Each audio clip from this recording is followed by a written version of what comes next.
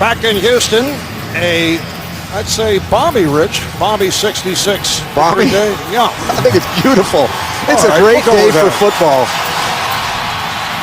We got a fast track, Marv. Well, the Jaguars won the toss. They defer. The Texans will receive. There is one of the Jaguars' heroes from Monday night, Josh Scobie, who kicked 4 field goals. An incredible performance. 2 from 54, 1 from 51, and he will kick it away to Sherrick McManus, the second-year man out of Northwestern, a 5th-round draft pick last year. A deep kick by Scobie, and it is a touchback. They'll bring it out to the 20-yard line. So the Texans to the offense, and here is Matt Schaub in his 8th year out of Virginia, coming off that terrific game a week ago. Yeah, Marv, he's answered any questions about his durability by starting all 16 games the past 2 seasons. It hasn't been easy for him so far this season. He's been knocked around a lot, but he's not missed a start. And he told us he was able to stay out of the training room this week. That's a good thing. Yeah, he had been battered the previous 2 games. Arian Foster.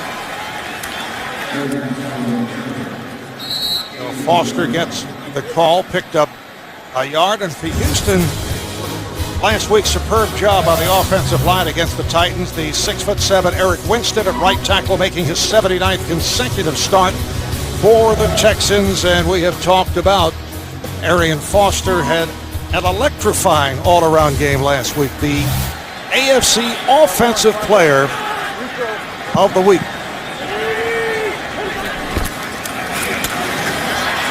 Once again, it's Foster. Got tripped up as he came across the 25. He went for 6. Rasheem Mathis, the left corner, making the stop. Jacksonville coming off that excellent defensive effort Monday night against Baltimore. Matt Roth has played well for Aaron Campbell, who's had injury problems. Middle linebacker Paul Posluszny, the former Buffalo Bill, leading the Jaguars in tackles.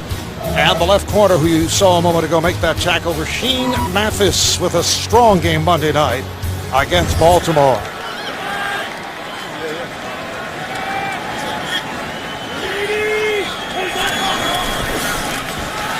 Schaub to throw. Has a first down with Jacoby Jones. That's a 16-yard gain. The safety, DeWan Landry, made the tackle. Well, they run the ball so well here in Houston. The play action gets a little bit of a hold on the linebacker. They cross the tight end. Look at the big open behind Arian Foster to Jacoby Jones. And when you run the ball so well, there's going to be some big lanes in the middle of the field. Andre Johnson continues to sit it out for Houston. Jacoby Jones trying to pick up the slack. Comes up with his 15th catch of the season. Again, Foster is bottled up and lost a yard or 2 on the play. Jeremy Mincy, the right defensive end, making the tackle. Houston Texans, half game over Tennessee in the battle for the lead in the AFC South. Titans playing the Colts at home today. Houston with that lopsided victory, the most lopsided win in Texans franchise history, taking place in Nashville last week. We're looking at the offset eye for the Texans. Schaub being chased, his sidearms comes up short. Just looking to get rid of the football. He was chased by Clint Session. Yeah, they're trying to run the screen. You look at Clint Session. Now the back that's running the screen, it's Arian Foster. He's got to chip him, and that affects the timing in the screen game. Matt does the next best thing, just throw it away in that situation. 3rd down and 12 for Houston. We're just underway. Schaub out of the shotgun formation.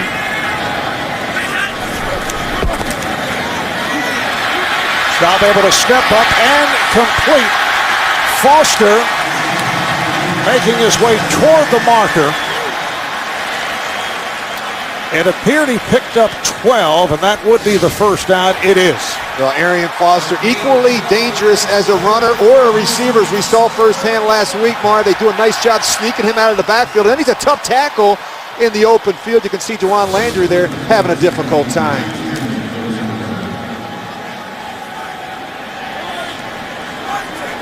Texans first down as they cross midfield. They're at the Jacksonville 47-yard line. Here is Foster. Gets inside the 45, picked up 3. Session on the tackle. Arian Foster running for 115 yards on 25 carries last week. Had 119 yards receiving, 3 touchdowns in all. The first player in Texan franchise history to come up with more than 100 yards receiving and rushing in the same game. Yeah, he had a very nice afternoon. Yeah, I would say that was a pretty decent afternoon and very efficient, let's just say. Here's Schaub, wide open receiver in Walter. Kevin Walter, stopped by the 2 safeties, Dwight Lowry and Juwan Landry, goes for 25. Well, they do a nice job. We'd say plays that look the same and yet are different. And you see the run action. We talked about the hold that it gets on the linebackers. Look at the linebackers there. Now they can't recover. They're sucked up into the line of scrimmage. You see Paul Posluszny, and that's one of the things we talked to him about last night, Marv, how difficult it was going to be to be able to react in the passing game. Now Walter is flanked wide to the left side. Short set. Pass goes to Walter inside the 15-yard line. Met by the right corner, Derek Cox. And that's good for 8 more. Well, this is a team that historically has started fast on offense, and I said this to our group on Friday. We were out of watching practice. I thought it was the best Friday practice that I had seen all year. I thought the tempo was great. They were in and out of the huddle. The scout team was flying around.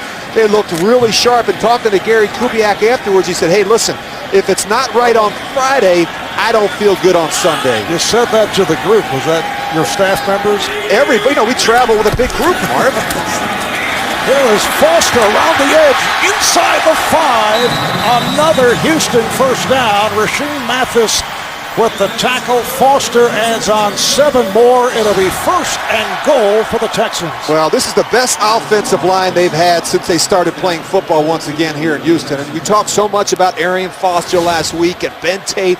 This group up front, Brown and Smith and Myers and Bryce Winston, they have been outstanding. Talking to Jack Del Rio last night, he said it's one of the better offensive lines in football. Lawrence Pickers, the fullback. Arian Foster, the running back on this 1st and goal. Foster trying to pick his way. And he is gang tackled after a 2-yard gain. Talk about scripting for success and how important it is. And that's something that a lot of teams do. They script the first 15 or 20 plays so that the players have a sense of what's coming, what's going to come in a 3rd down situation, what's the top run we like down here in this part of the field. Now James Casey, who's made it back from a chest injury, missed the last 2.5 games in the lineup. Here's the play fake. Schaub will run. Touchdown Houston. Matt Schaub on the quarterback draw.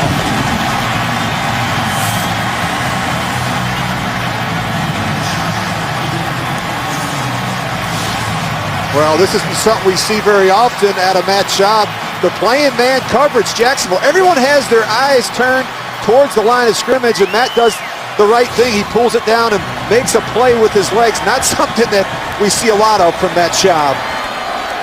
And that's the 5th time that Houston has scored on its opening drive this season. Neil Rackers coming on to attempt the extra point. A very impressive start by the Texans.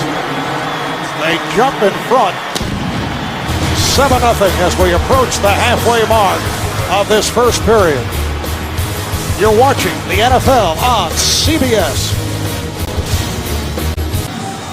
Nice job by Matt Schaub and the Texans. 12 plays, 80 yards. And Schaub with his first rushing touchdown since back in October of 2008. Brett Hartman back to kickoff duties. Neil Rackers did it a week ago. Returned by B.G. Kareem. And not much there. Good job by the special teams, led by Brian Freeman. 14-yard return by Kareem. We'll take a break. When we come back, it'll be Jacksonville in possession. The NFL on CBS is sponsored by Southwest Airlines. Find our fares online only at southwest.com. Sprint. All football, no limits. Only from Sprint. And by Acura. Acura. Advance. They are excited here in Houston with the Texans scoring on their first possession. They have a 7-0 lead. Jacksonville with Blaine Gabbert at quarterback. Starting out first and 10. Maurice Jones-Drew is bottled up. Brian Cushing making the hit. Blaine Gabbert, 6'5", rookie out of Missouri, making his 6th NFL start. Well, Marv, the original plan was to bring him along slowly, but that went out the window when they released David Garrard after training camp, and the Luke McCowan experiment didn't quite work out. You get the sense as you watch the tape, he is getting more and more comfortable with the offense each time out. Fullback Greg Jones in front of Jones-Drew. Pass thrown to the outside, intended for Jason Hill, incomplete. He was covered by the left corner, Kareem Jackson. And a look at Jacksonville up front. Will Rackley, the rookie out of Lehigh, continues to start for the injured Evan Britton. And the Jaguars offense revolving around Maurice Jones-Drew, second in the NFL in rushing yards, trailing only Adrian Peterson. And Rich Maurice, so tough to tackle. Players bounce off him and often can't find him. He goes just 5'7". Gets lost behind that big offensive line. 3rd and 11. Gabbert in trouble, and he is taken down for a safety. Flag is down. Brooks Reed getting to the quarterback. Let's see what the call deals with. Referee Scott Green. It appeared he was taken down in the end zone pending this flag. There was no play. There was a foul before the snap. False start. Offense, number 83. 5-yard penalty. 3rd down. So the penalty before the snap. Well, this is not how they want to start. One of the problems that they've really had as an offense, Marv, has been 3rd down. It's very tough on a young quarterback, situational football, but 3rd and 6 plus. They're currently 29th. Really not a surprise when you think about how this is a different animal altogether. Gabbert out of his end zone. Flag is thrown again as Gabbert is taken down across the 10 by Brooks Reed.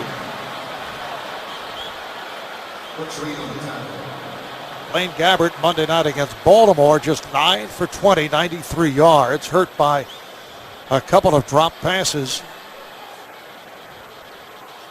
Offside. Defense, number 58. 5-yard penalty. 3rd down. Penalty is on the strong side linebacker Brooks Reed. Reed and Barwin were rotating in the absence of the injured Mario Williams, and now it is Brooks Reed playing the strong side, which was Williams' position. Yeah, it makes more sense. You know, Brooks not as big, and so they want him up against the tight end, and they moved over Connor Barwin, maybe a little bit bigger player who can take on those bigger tackles. 3rd down and 10. The Jaguars at the 10-yard line.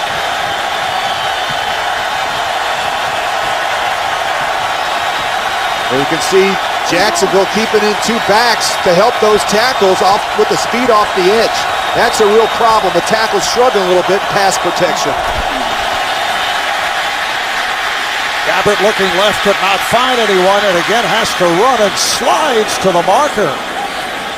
Glover Quinn, the strong safety, on the cover-up, and it appears he picked up the 1st down. He went for 11.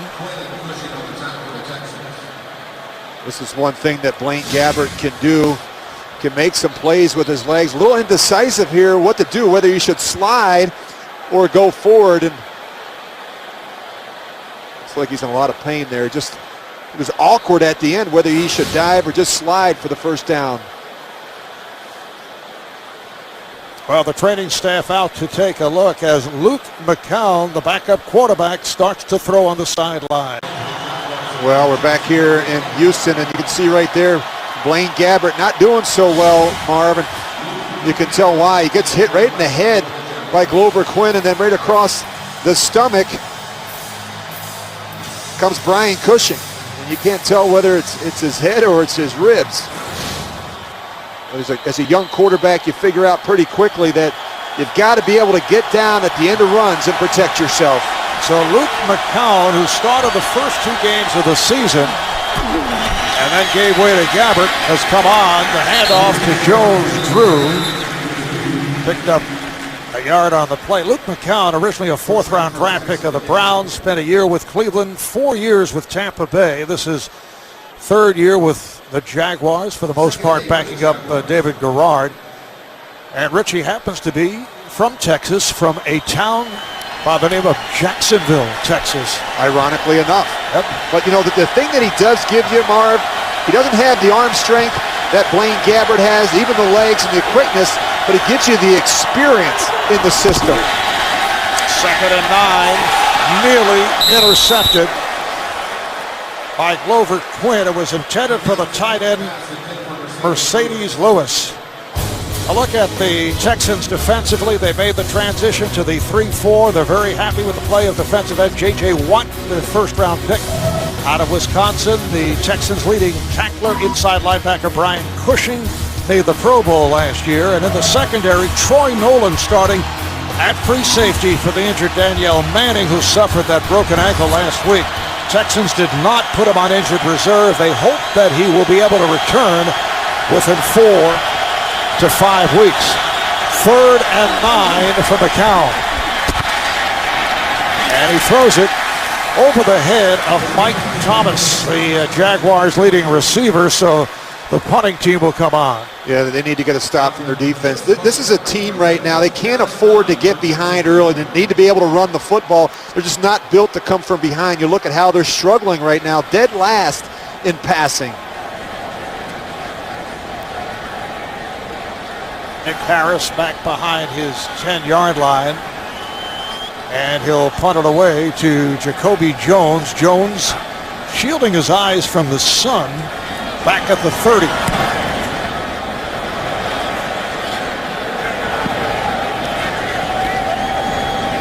Jacoby letting it bounce, and it carried out of bounds. The ball back to Houston. 45-yard punt. The NFL on CBS is sponsored by Bud Light, the official beer sponsor of the NFL. Here we go. And by the next generation Honda Civic. To each their own.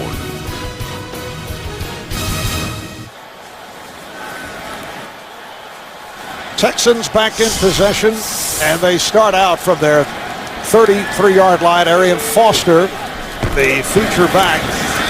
Play action, shot pumps, he throws, and has a wide-open receiver. Jacoby Jones gets inside the 40-yard line. The right corner, Derek Cox, able to take him down. It's a 28-yard pass play. Marv, it's amazing. We sit up here and watch. It's incredible how wide open the receivers are. They're doing such a great job with their play action. He wants to throw the ball down the field in the post route, but Jacoby Jones is so wide open between Cox, the corner, and the safety, Landry. First down for Houston at the Jacksonville 39-yard line. Foster took a hit and able to cut back the other way, eluding a tackler. What a beautiful run as he gets inside the 35. Darrell Smith, the outside linebacker, able to force him out, but a 5-yard pickup by Foster. Well, you can see right here, during the commercial break, we got a chance to look at Blaine Gabbert. It looks like those ribs may be the issue. He's getting wrapped up. He'll put his flak jacket back on. My sense is he'll begin to start throwing a little bit on the sidelines and try and get back in there. Foster and Casey are in the backfield. 2nd down and 5. The toss to Foster, not able to make the turn. Went to the edge. But Paul Posluszny, the middle linebacker, 5-year man from Penn State right there. It's a loss of 2 for Arian Foster. What a combination the Texans have with Foster and Ben Tate. Tate sat out all of last year with that leg injury suffered in the preseason opener, 2nd-round draft pick last season, and he is off to a sensational start. Yeah, that's how they utilize both backs. I mean, they start with Arian Foster. When he needs a blow, they bring in a fresh body and Ben Tate. They both bring a little something different to the table. Foster more the speed guy, Tate more the power guy. 3rd down and 7. Here they come. Schaub throws. Oh, beautiful catch, but it appeared to be out of bounds. Kevin Walter made the catch, but it was called incomplete. Well, you know, that's one that Matt Schaub would like to have back. You just got to give him a little bit more room on the boundary. Don't know that left foot ever comes in. Oh, it's pretty close, though. You can see him try to tap it. I don't know. I think he taps the white. What a great effort, though, by Kevin Walter. Question is, did he get the 2 feet in bounds? No challenge being called for here by Gary Kubiak, and now he does. Got the word from upstairs. His coaching staff say, hey, you know, that might be worth taking a look at. Well, they're moving the ball so well right now. Houston is challenging the ruling on the previous play. Well, we know his right foot's in when he catches that ball. Now watch to see if he taps that left toe. And it looks kind of like he does. Great concentration on the boundary by Kevin Walter. Well, this was a very difficult one to call. We had to go back and look at it from 5 or 6 different angles. But you watch right at the end, it doesn't seem as if his foot actually comes in the playing surface. Looks like it touches the white. After reviewing the play, the ruling on the field is confirmed. It's an incomplete pass. The receiver did not get his left foot down inbounds. Houston will be charged with a timeout. Well, sets up a 4th and 7 at a punting situation. Yeah, it just happened so fast you could hardly tell, but what a great effort, though, trying to tap that left foot back in. Certainly Rashean Mathis pushing him doesn't help at all either.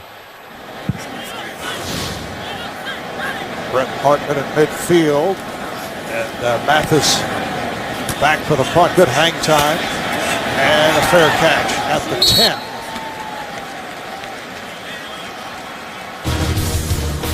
.325 remaining first quarter, 7-0 Texans, and Blaine Gabbert will give it a shot, making his way back. Reminder this week, Dave's all new with Ben Stiller, NCIS star Mark Harmon, and tomorrow Jesse Eisenberg, followed by The Late Late Show with Craig Ferguson, only CBS. He's ready early for Halloween. I know you get things ready around the house. I got my outfit in the bag. A lot of complaints, though, in your neighborhood, I'm told, for the inexpensive candy that you distribute. Right. I just put rocks in the bag. And I know that you've been pressured for an upgrade. Here's Gabbert on 1st down, and he completes for the 1st down just inside the 25-yard line, able to hit Jarrett Dillard, the 3-year man out of Rice, on a 12-yard gain.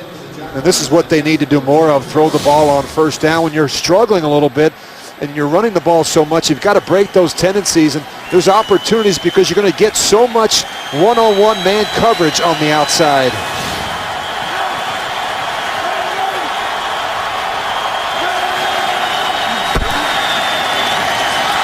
Fumble by Maurice Jones-Drew, who had his problems holding on to the ball against the Ravens on Monday night. Mercedes Lewis, the tight end, on the recovery. There were 3 fumbles committed by Jones-Drew. He lost just 1, but it's very unusual to see him not able to hold on to the football. Well, it really is, because he's not a fumbler, and I think what's happening is he knows that the safety's not blocked. You see Glover Quinn down there, and Maurice is a smart guy. He knows they're 1 short in their protection scheme, and he knows he's going to get hit in the hole. So he's peeking. He's got to seat the ball from Blaine Gabbert. That's a good handoff. But Maurice has got his eyes up because he knows that they're one short. Coming up on 2.5 remaining in this first quarter. Looks like Brooks Reed being checked out. Despite finishing the game with 105 rushing yards, Maurice Jones-Drew struggling with hanging out of the football. As I mentioned this past Monday night, fumbled 3 times, had that one loss of the ball. Jones-Drew last year ran for 1,300 yards to lead the NFL's 3rd best rushing attack. He missed the last 2 games with knee problems. That's not a good graphic. You look at the 6 fumbles this season. We talked to Dirk Cutter, his offensive coordinator, last night. He said that MJD went up to him after that game on Monday night and apologized. He felt so bad that he put the ball on the ground. Gotta take care of the rock. And he's been as good as there is in the game at protecting the football. 2nd down and 10. Jaguars from their 23. Long count. Here they come. And Gabbert's throw was deflected. Intended for Martin Rucker, backup tight end. Well, they're bringing pressure already, and that's something you want to find out about the young quarterback. Can he handle it? Does he have answers? Is he able to change the protection? Does he know where his quick answer throw is? And that's what's going to happen. If you don't handle it, trust me, you'll see plenty more from Wade Phillips. Rich, do you see a question about Gabbert's footwork? I know he likes to work out of the shotgun. He's used to that spread offense from his college days at Missouri, and again he's out of the gun and in trouble, and it is deflected. Off the hands of Mercedes Lewis, covered by Quentin Dempsey. And Mercedes Lewis has had his difficulties this season. Yeah, he has. He's really struggled. And here's a guy that went to the Pro Bowl last year, had 10 touchdowns. And we talked about footwork, Marv, and I think he's been inconsistent. And you see right there falling away, not trusting the protection. You've got to be able to sit in there and make tough throws, knowing that you're going to get hit after it leaves your hands. Jacoby Jones, back deep, takes it to 35. Picking up a good block, but he's cut off, had no angle. Greg Jones on the stop, 42-yard punt, just a 1-yard return. So the Texans back onto the field, coming off that 41-7 romp over Tennessee, and both Arian Foster, Ben Tate going for 100-plus apiece. 32 players in NFL history have had 100 yards rushing and receiving in the same game. So Ollie Matson of the Chicago Cardinals back in 1954. Walter Payton did it. Holmes, Brian Westbrook. And this is Tate making the turn. A flag is thrown to the backfield. I love the grainy footage when you see Ollie Matson Personal put foul. the speed on. Offense, number 74, grabbing the face mask. 15-yard penalty.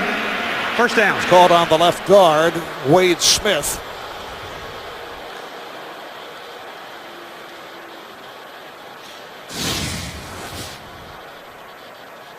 You're just going to see right on the left side, Wade Smith, he just grabs right at the end there. You can't do that. You see Tyson Alualu, he's just trying to get to the edge and stop Ben Tate.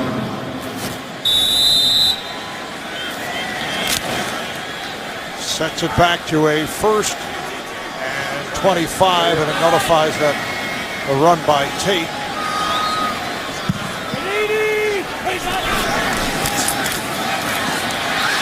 Schaub is taken down.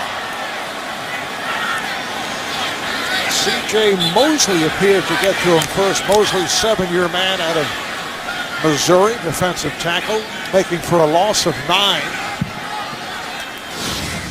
Well, just keep an eye on C.J. Mosley. He's just going to work inside on the right guard, Mike Reisel. He just beats him right across his face. Matt's not able to step up and make a good throw, and they've done a much better job protecting Shaw, but a lot of it has been outside the pocket, off the rolls, the boots, and the nakeds. 2nd and 33. This is Tate breaking to the outside. He is a powerful runner with speed. And Tate, second-year man from Auburn, stopped by Drew Coleman, went for 12. Both these backs do a really good job. If it's not there up inside, they both have enough speed to get on the edge. We see Arian Foster do it a lot, Ben Tate as well, and that's why it's so important for Jacksonville. We talk about setting the edge of your defense, forcing these backs up inside where you know you have help. 3rd, 21, as you see, just 40 seconds left in this first quarter. Texans have a 7-0 lead. Foster on a quick handoff, but nothing there. Well, a little reaction from the crowd on that play. They want you to throw it, but it's 3rd and 21. You're Gary Kubiak. You're up 7-0. You want to pick up some positive yards, screen or draw in that situation, and play the field position game here a little bit.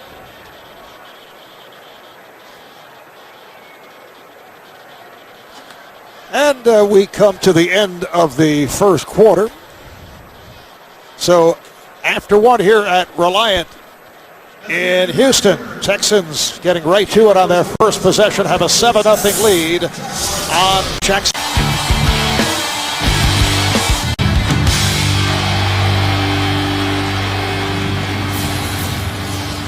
Back in Houston, Marv Albert, Rich Gannon out of the second quarter. Houston with a 7-0 lead on Jacksonville. Mike Thomas back deep, and he is back as Jacksonville's punt returner. Made his return Monday night against the Ravens. And it is down inside the 30-yard line by Sherrick McManus. 47-yard punt, no return. Coming up on the Sprint halftime report, join JB, Dan, Shannon, Boomer, and Coach Bill Cowher. They'll have all the latest NFL scores and highlights coming up on the Sprint halftime report. Well, they've had a tough time, Marv, generating any big plays in the passing game. Not much out of the tight end, the receivers as well. And that's the problem they have right now. We know they can run it. The question is, can they throw it? Gabbert and the Jaguars starting out at their 29-yard line. On play action, Gabbert throwing behind the intended receiver, Mike Sims Walker, who's covered by Jason Allen. Now, talking yesterday with Blaine Gabbert, he walked into the room with a big smile, wearing a St. Louis Cardinal hat, enjoying the Cardinals World Series victory. Yeah, he's excited, but there's problems here. They got a rookie quarterback, a new quarterback coach, new receiver coach, no off season, no reason why they're struggling right now, other than the fact that they've not worked a lot together. Maurice Jones-Drew picks up a 4 on the play. Cody and Cushing combined pick up the tackle. Well, we looked at the graphic again, and I just thought this. I sat in my hotel room, Marv. I made this graphic up last night. Give me some credit. Yeah, well, I said we talked to him. I said, you got a rookie quarterback. You've got a new quarterback coach in Mike Shepard that's never worked with Dirk Cotter. You've got a new receivers coach in Johnny Cox. No offseason whatsoever, and they're last in the National Football League in passing. And you shouldn't be surprised. They've not worked a lot together, and that's the problem. We talk about continuity, consistency, production at the quarterback position. Well, when you've not worked together, you're going to have problems. It's like Darryl Sharpton, the backup linebacker for Houston, is shaken up, and they're checking him out. So, in effect, of most significance regarding that graphic, as a lonely guy, you sat in your hotel room for 5 hours, and that is all you came up with. Working on graphics, Marv. Well, back here in Houston, and you find that things happen so quick in the trenches, and you see Darryl Sharpton as he lays on the ground, and I don't know that he ever saw Waneri come off. You're going to see him right in the middle of your screen, and then watch the right leg. I don't know if it's an ankle or a knee. It just kind of bends awkwardly as he gets walked back by the right guard.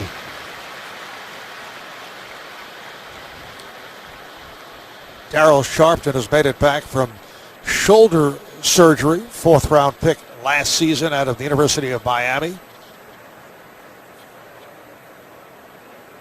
Plays as a backup linebacker. Well, you can see with the air cast on the right leg, they do such a good job now, the medical folks getting out there and making sure they stabilize that right leg and take him in for x-rays, and we hope he's okay.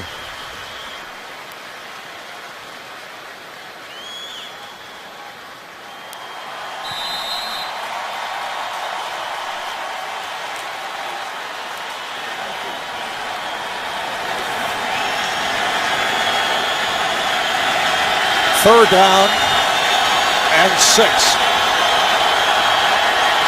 Again, out of the shotgun, Gabbert. Incomplete through the hands of Jarrett Dillard. Well, they've really struggled on third downs, and you just watch Dillard. He's going to run a little under route coming back across the formation, and he knows that he's got to be able to throttle down, but Blaine's got to make a more accurate throw. It's very difficult to catch the ball behind you when you're working towards the middle of the field.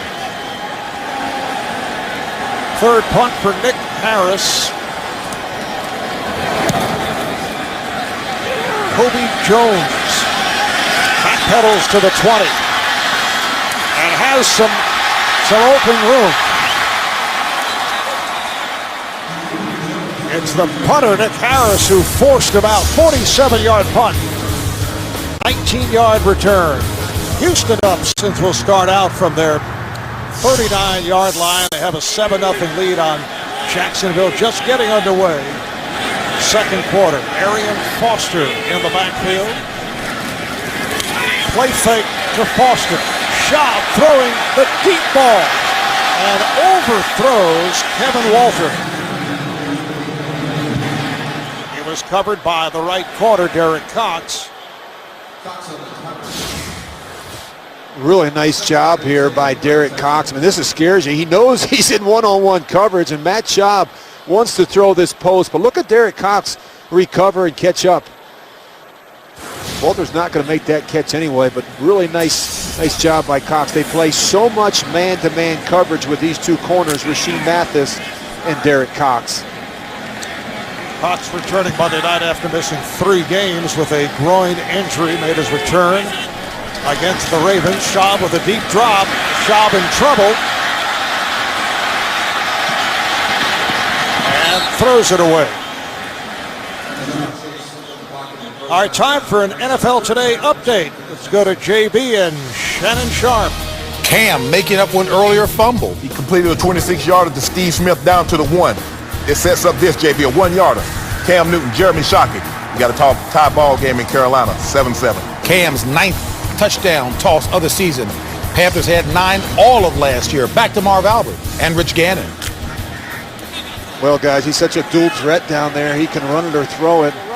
He's been outstanding so far for the Panthers.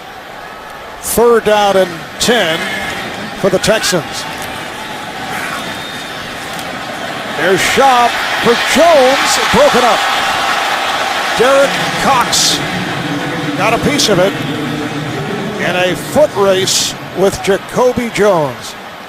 Well, better throw, gets it done there. A little bit underthrown by Matt Schaub, but we talked about Derek Cox. The nice thing here is he doesn't panic. You see a lot of corners when they get beat, they panic. Does a nice job turning back at the last second, just locating it, doing enough to get that ball out. So here is Brett Hartman getting set to kick it away to Mike Thomas. And Thomas lets it fly over his head and carried into the end zone and will go down as a 61-yard punt with that roll.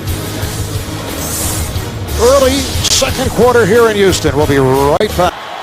Houston Texans scored on an impressive opening drive, and that has been it to this point. They have a 7-0 lead on the Jaguars. And here's Blaine Gabbert completes for the first down. He has Mike Thomas. Blaine Gabbert with only his second completion, 2 out of 7. That was good for 12 yards. Well, for more than 30 years, it's the show that the pros watch. NFL Films, highlights, plus hard-hitting analysis inside the NFL. That's Wednesdays on Showtime.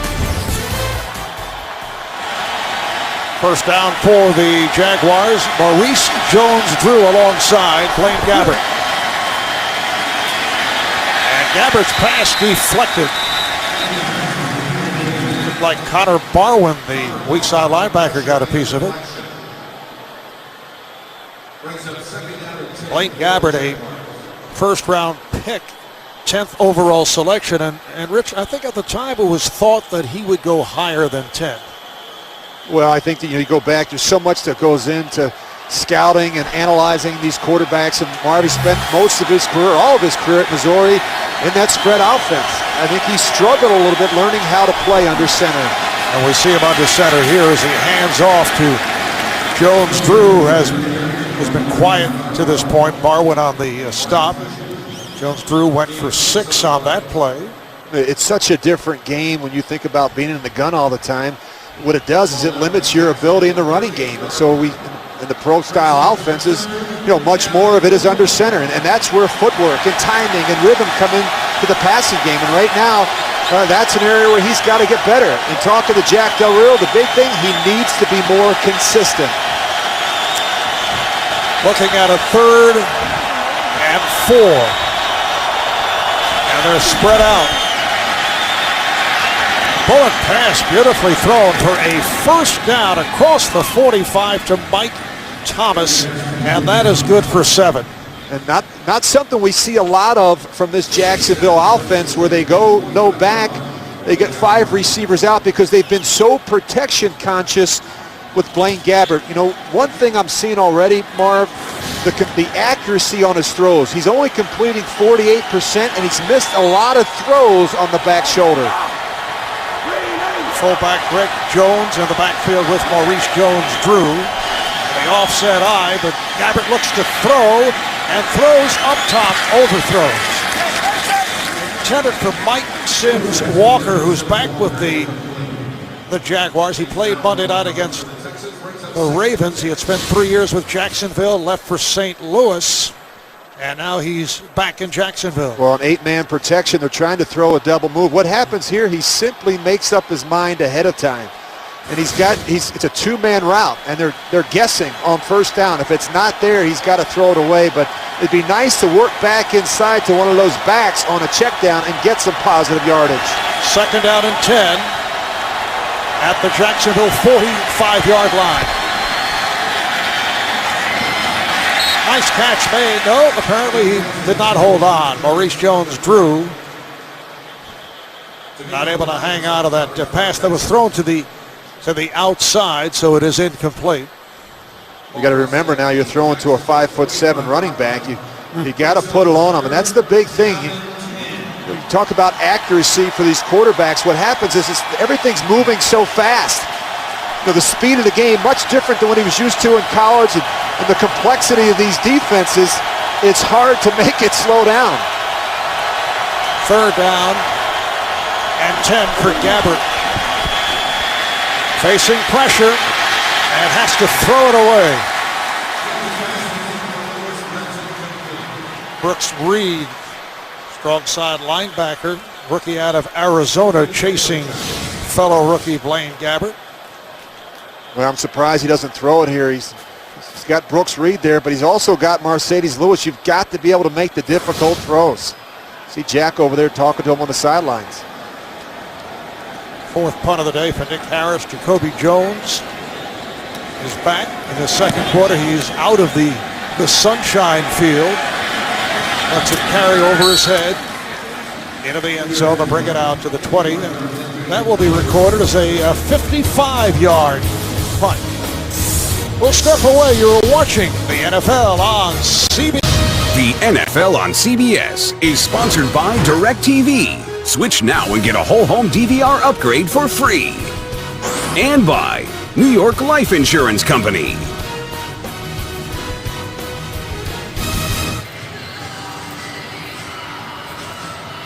A reminder, you can get scores and manage CBS Sports fantasy football teams on your mobile phone. To get the free app, simply call **CBS or go to cbssports.com/mobile. Texans starting out at their 20-yard line. Foster looking for a hole, and the Jaguars, since that opening series where Houston was able to march down the field for 80 yards and a score, done a nice job since then. 3-yard pickup for Foster. It'll be a 2nd down and 7. Yeah, they've played much better, Marv. That first drive, Houston goes 12 plays, 80 yards. Since then, they've really struggled. 3 straight punts. They buckled down and played like they did a little bit last week. They're doing a much better job on the early downs, stopping the run. Jones to the right. The tight end Daniels now in motion, lines up in the slot. Foster able to slither his way through across the 25-yard line, met by Clint Session, the outside linebacker. So Foster picks up 4. Well, you look at the first 4 possessions, as we talked about. Made it look easy on that first one, but since then they have really struggled. Matt Schaub has missed a bunch of throws, 4 straight incompletions. Done a much better job. The defensive line has really, I think, neutralized a little bit, and they're getting penetration, making things very difficult for those Houston backs. Now Foster, you see, is in motion, rejoins the backfield. Here's Schaub right at the marker, connecting with Kevin Walter, a diving catch for 4 and a 1st down. Well, he's got a great feel. They're just running stick. Tight end's going to work out. We got a flat receiver in Kevin Walter, and talk about understanding situational football down and distance. Kevin Walter knew exactly where those sticks were. Kevin Walter, originally a 7th-round draft pick of the Giants, spent 3 years with Cincinnati. This is 6th season with the Texans, making his 3rd catch for 37 yards and a 1st down. Play fake. Schaub throwing deep downfield. Intended for Jacoby Jones. We're set for an update. Once again, JB, Shannon Sharp. Arizona, the Cardinals are flying right now, Shannon. This is what made Dominique Rodgers-Cromartie expendable. Not only can this guy play corner at 220 pounds, runs a 4.3, 240, JB, he can bring it back. His 2nd one of the season. 82-yard punt return. Ravens, you're in trouble. 17-3, Arizona. Shannon, normally I hear you say he's picking up and Putting them down. Marv Albert, Rich Gannon. Well, man, when you're struggling on offense, a big return in the kicking game can get you right back in it. Big hole for Foster. Just shy of the marker from our angle. Ball is placed at just across the 40. Picked up 9. Paul Kozlesny making the tackle. So it's a 3rd and a yard. I really like Paul Kozlesny. I think that was a mistake for Baltimore.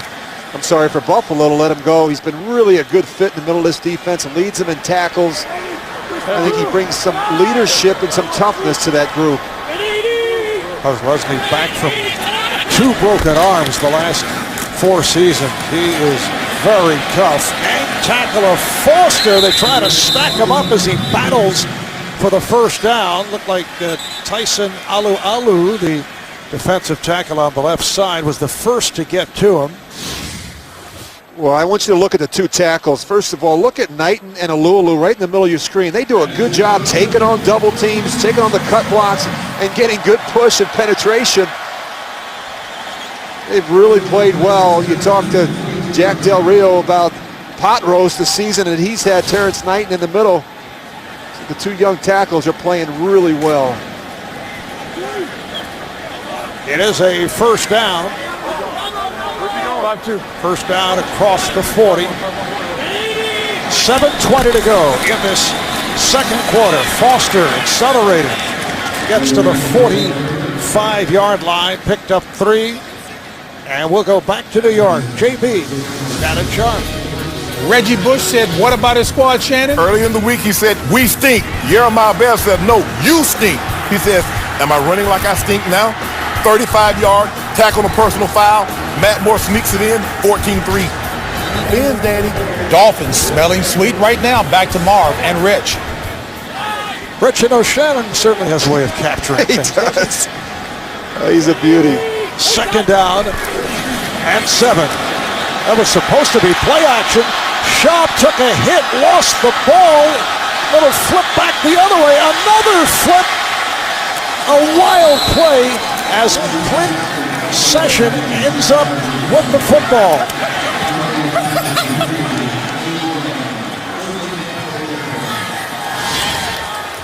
What a great effort. It starts with Clint Session. Look at this effort. He gets cut, he dives, he stays with the play, he knocks it out. There's Matt Roth. He's going to pick it up.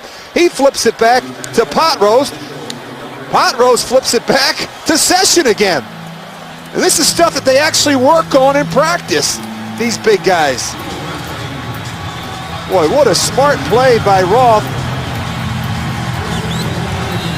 And when you're struggling on offense, Marv, a big play from your defense is all you need to get right back in it. Little razzle-dazzle after the Jaguars' second sack of the season, and they take over 1st and goal. Jones Drew, trying to follow a blocker, gets inside the 5-yard line, picked up 3. Well, I love what Dirk Cutter, the offensive coordinator, said last night about Maurice Jones-Drew, the prettiest 3-yard runs you've ever seen, and he'll do it over and over again during the course of the game. And those 3-yard runs eventually become 4- and 5-yard runs as you begin to wear a defense down during the course of a game. Jaguars to the line, led by their veteran center, Brad Meester. They have Jones-Drew and Greg Jones in the backfield, lined up in the I formation. Gabbert throws. Touchdown. Jason Hill on a 5-yard pass play with his 3rd touchdown catch of the season. And it all started with the sack by Session. Little razzle-dazzle. Well, he starts him over, then he works right back. Little option route by Jason Hill, and it's too much for Kareem Jackson. He got caught with his eyes in the backfield. Josh Scobie looking to tie it.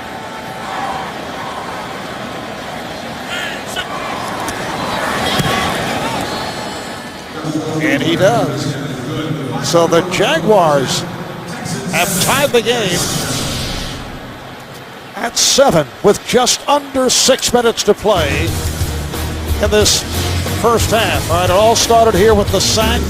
Session gets credit for the sack. And a little flip here, a little flip there.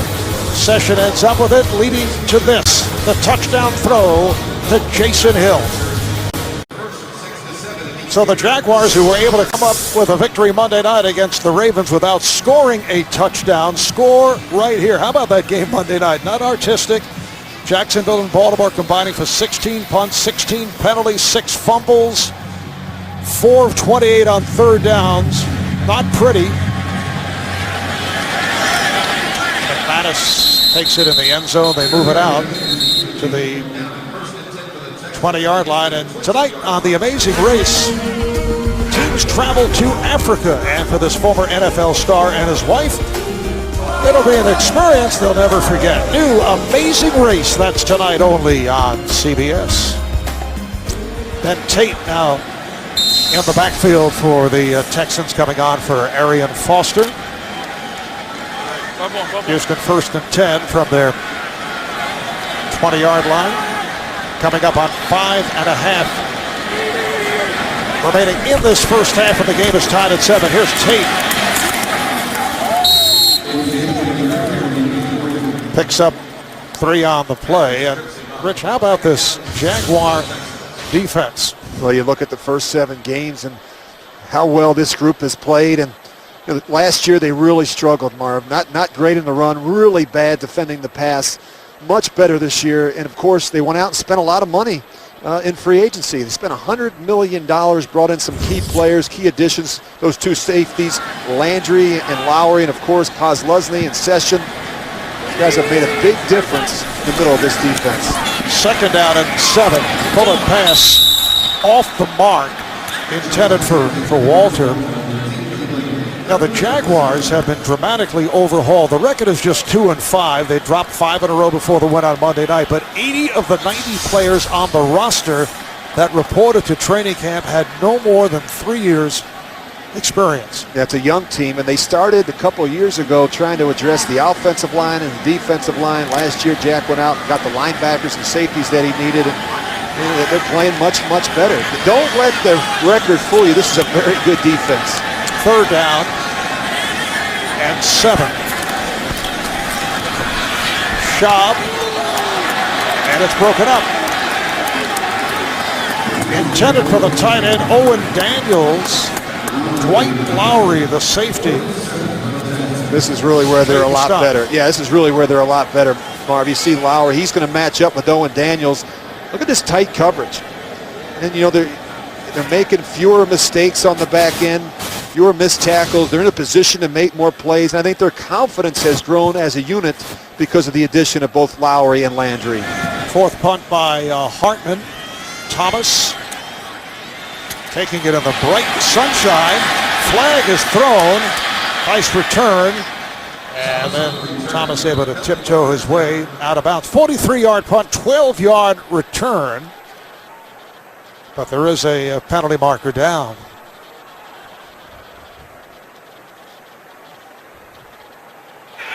During the run back, illegal block in the back. Number 34, 10-yard penalty from the spot of the foul. 1st down. Called on T.J. Heath. Referee Scott Green, 21st year in the NFL. Attended your alma mater, University of Delaware. I noticed you guys earlier had that secret blue hen handshake. Fighting blue hens, that's it.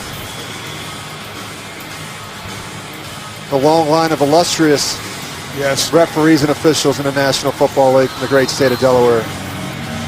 Our first state to ratify the Constitution, Marv. I know you knew that. You know, we've kind of heard enough. Okay, let's move on to some football. It's a lot of information.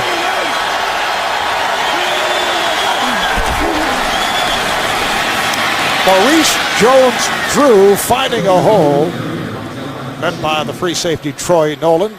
So Jones-Drew with his best run of the half, picking up 9. Coming up next, Tom Brady and the Patriots take on Big Ben, and the Steelers. Browns go up against the 49ers, or it's the Bengals and the Seahawks. As they say, check your local listings. We're approaching 4 minutes to go in this first half. Jacksonville and Houston are tied at 7. Jones-Drew appears to be short of the first down. Brian Cushing on the stop. You know, I thought it was interesting in talking to Brian Cushing on Friday about why it's so difficult to play against a back like Maurice Jones-Drew. And you mentioned it, Marv. He gets lost behind that big offensive line. He uses his height to his advantage. 5'7", but a very powerful runner, 208 pounds. Maurice Jones-Drew in a 6th season out of UCLA. They're going to measure to see whether Jones-Drew did pick up the first down. The lower half of his body is where he generates a lot of his power and his torque. He's got 2 tree trunks for legs. And you saw the indication just shy by inches. He runs with great balance. We talk about he's so strong and powerful for a small back. I think pound for pound, one of the toughest players in the game. He's been the centerpiece of this offense for a long, long time, and doesn't get a lot of help right now in the passing game. Kind of a one-dimensional offense right now. They run the ball so well, and yet they've really struggled. Look at how many men up around the line of scrimmage. They've got everybody committed to stopping the run. Quarterback sneak, and a flag is down. 2 flags, 3 on the field.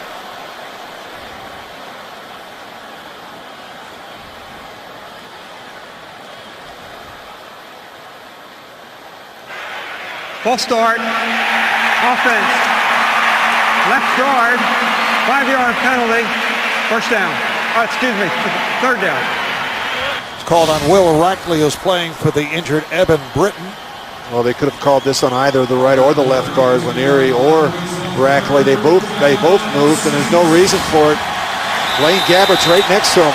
He should have no problem hearing the cadence.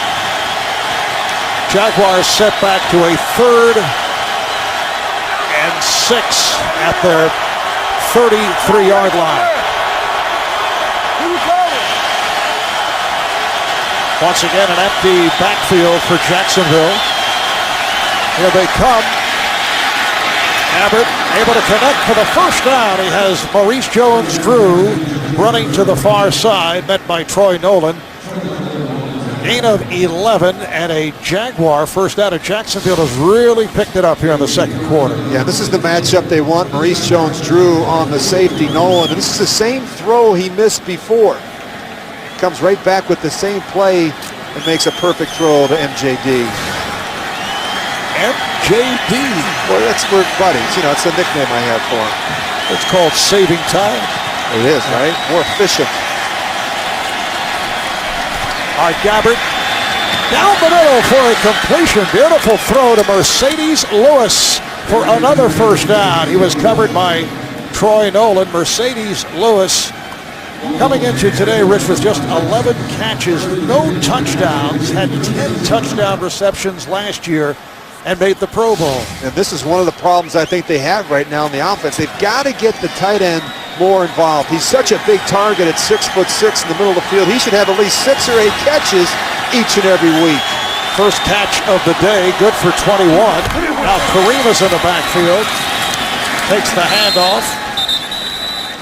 Deji Kareem, second year out of Southern Illinois, stopped by Brooks Reed. Picked up just a yard as we come up on 2 minutes to go in this first half. We are in Houston. Texans and Jaguars, 7 apiece. Welcome back to Reliant Stadium, Houston, Texas. Marv Albert, Rich Gannon. 2 minutes to play in this first half. Jaguars stay with Deji Kareem. They have a second down and 9 at the Houston 35. Gabbert looking sharper as this game has progressed and connects again to short of a first down. He has Mercedes Lewis. Boy, he does a nice job sitting in here. Knows he has protection. He's got the one-on-one matchup. He's wanting Mercedes Lewis on the safety, Troy Nolan. Well, he settled down a little bit. You know, you think back to when he got hurt, he had to leave the game with a little bit of a rib injury, but since then he's done a much better job, I think, focusing in, sitting in there with a tough jaw and making some good accurate throws down the field. Connecting twice with Lewis, who goes 6'6" with 4'5" inches on Troy Nolan, who has been covering. Here's the pitch to Kareem, puts the speed on and has a first down. Nolan made the stop, 5 on the game for Kareem. A 6th-round draft pick last season out of Southern Illinois. Another small running back at 5'8", 209 pounds. Yeah, and it's he doesn't get a ton of carries because Maurice Jones-Drew he's a rep hog. He wants the ball, and he wants to be in there on every single play, whether it's run or pass. A rep hog. He's like a Peyton Manning. He's the Peyton Manning of running backs. He never wants to come out of a game.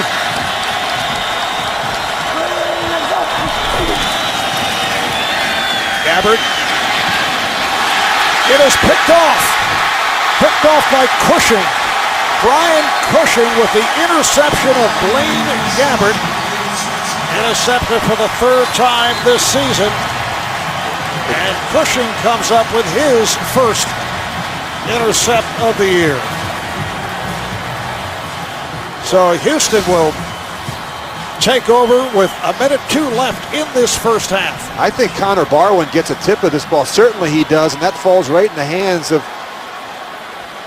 Brian Cushing. A really nice job by Brian Cushing. This is not an easy play. Catches it behind his body. He's a very athletic linebacker. He can make a lot of plays in space. Texans from their 26-yard line. Job getting protection. Completes this shy of the 45. Kendon Walter on the catch for 17 in front of Derek Cox. Clock is running. We're down to 45 seconds. Texans do have their 3 timeouts remaining. And Schaub able to dump it underneath. He has Derek Mason this time. And now they take a timeout with 36 seconds to play in this first half. Coming up on the Sprint halftime report, JB, Dan, Shannon, Boomer, Coach Bill Cowher will have all the latest NFL scores and highlights coming up on the Sprint halftime report.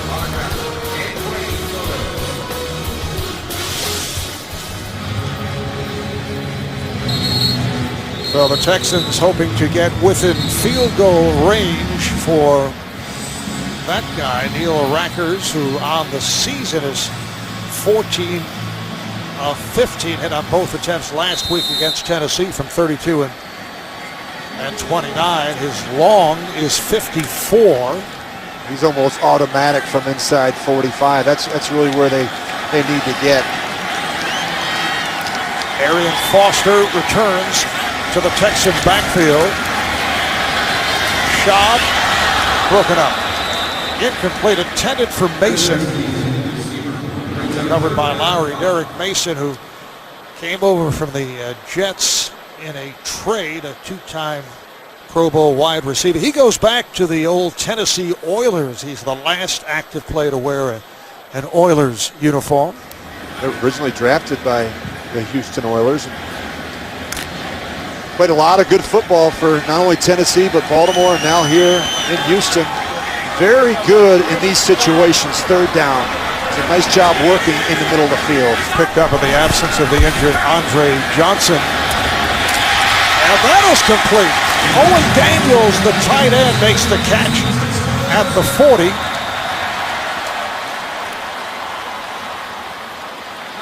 So a first down for Houston with 24 seconds remaining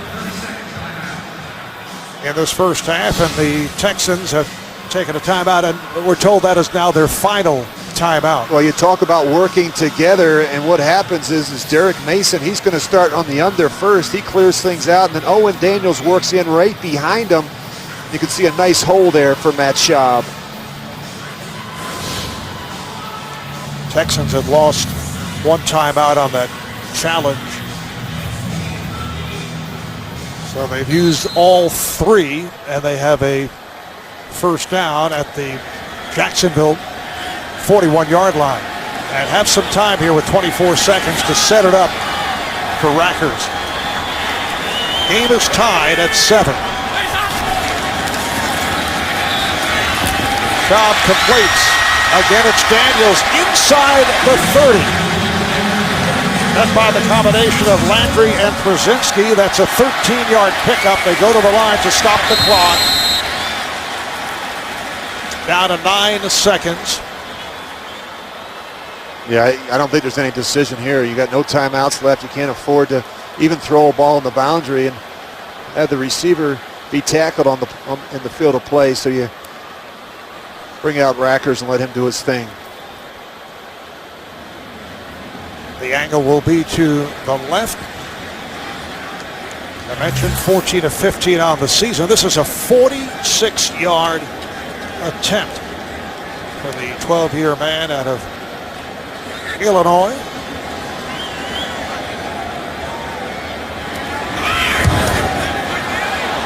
And this one is no good. Off to the right. Rackers not able to convert from 46, so the Jaguars will take over with 4 seconds to go in the half. Looks like he hit it funny. Just hit it a little fat. See how high that thing jumped up on the screen there? And it's way right. We talked about him being so good from inside 45, 46 yards, Marv. I got in my notes here, he's made 63 of his last 64 kicks from inside 45. So he was just outside of 45. And the Jaguars just run that clock down.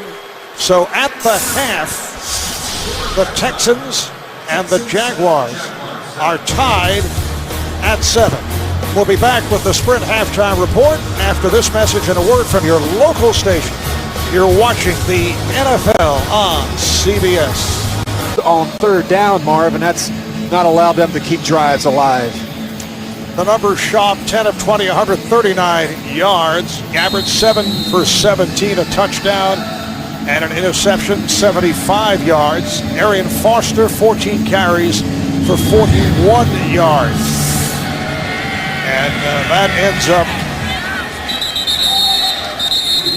as a touchback. They'll bring it out to the 20-yard line. Well, Jacksonville's got to feel pretty good about being in this game with the tie scored 7-7. You'll look at what they did offensively. Not a ton of production here, a bunch of 3-and-outs, some punts, and they get the benefit of the turnover where they're able to go in and score. But they've got to get it going here a little bit. And the big thing is it's Maurice Jones-Drew. He's been very, very quiet in the first half, just 22 yards on 7 carries. Meanwhile, Blaine Gabbert, who was knocked out of the game briefly, Luke McCown forced to come on. But Gabbert has really picked it up. He's looked sharp. Jones-Drew ran it for 5, met by J.J. Watt.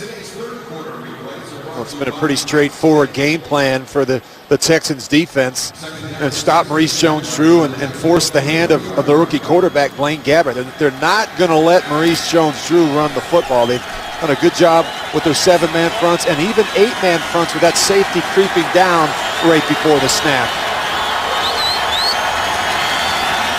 So much single high safety.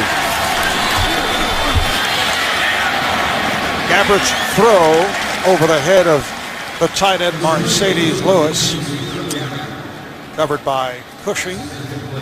Jacksonville Jaguars at 2-5. It's the first of 3 straight road games, off week in between. They pulled off that surprise, beating the Ravens this past Monday night on 4 field goals by Josh Scobie.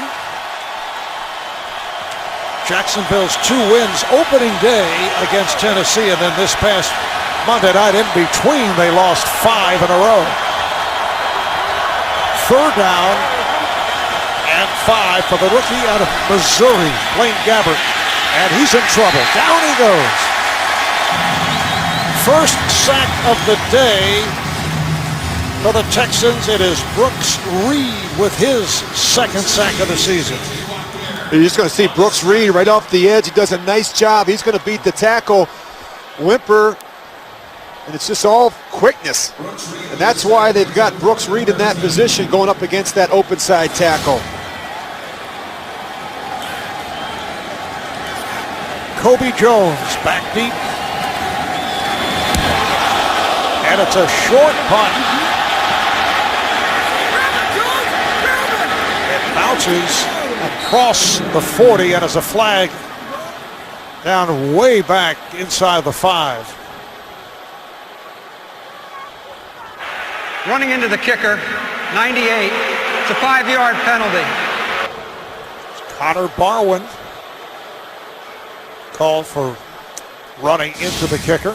Well, just keep an eye on Connor Barwin. He gets a clean shot right up the middle of the defense, and he just misses it, but you can't do that. He just barely touches him. I don't know about all that. Really? I call that roughing the punter? That's a bad call, is it not? Even running into him. Nice job by Nick Harris, the punter. Get an Emmy for that. Or an Oscar. Which one is it, Marv? Help me out. Maybe a Tony. Maybe a Tony. That's pretty good. And they will re-kick. Nick Harris in his 11th season out of California. Originally a 4th-round pick by the Denver Broncos. Spent 7 years with Detroit. Signed by Jacksonville several weeks back, replacing Matt Turk because Harris is more of a directional punter. That's what Jack Del Rio was seeking.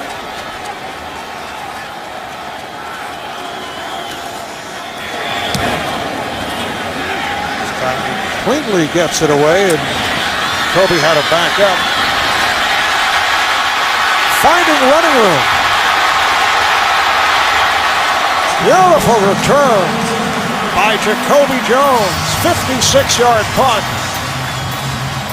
33-yard return. Montel Owens closing the angle right here on Jones.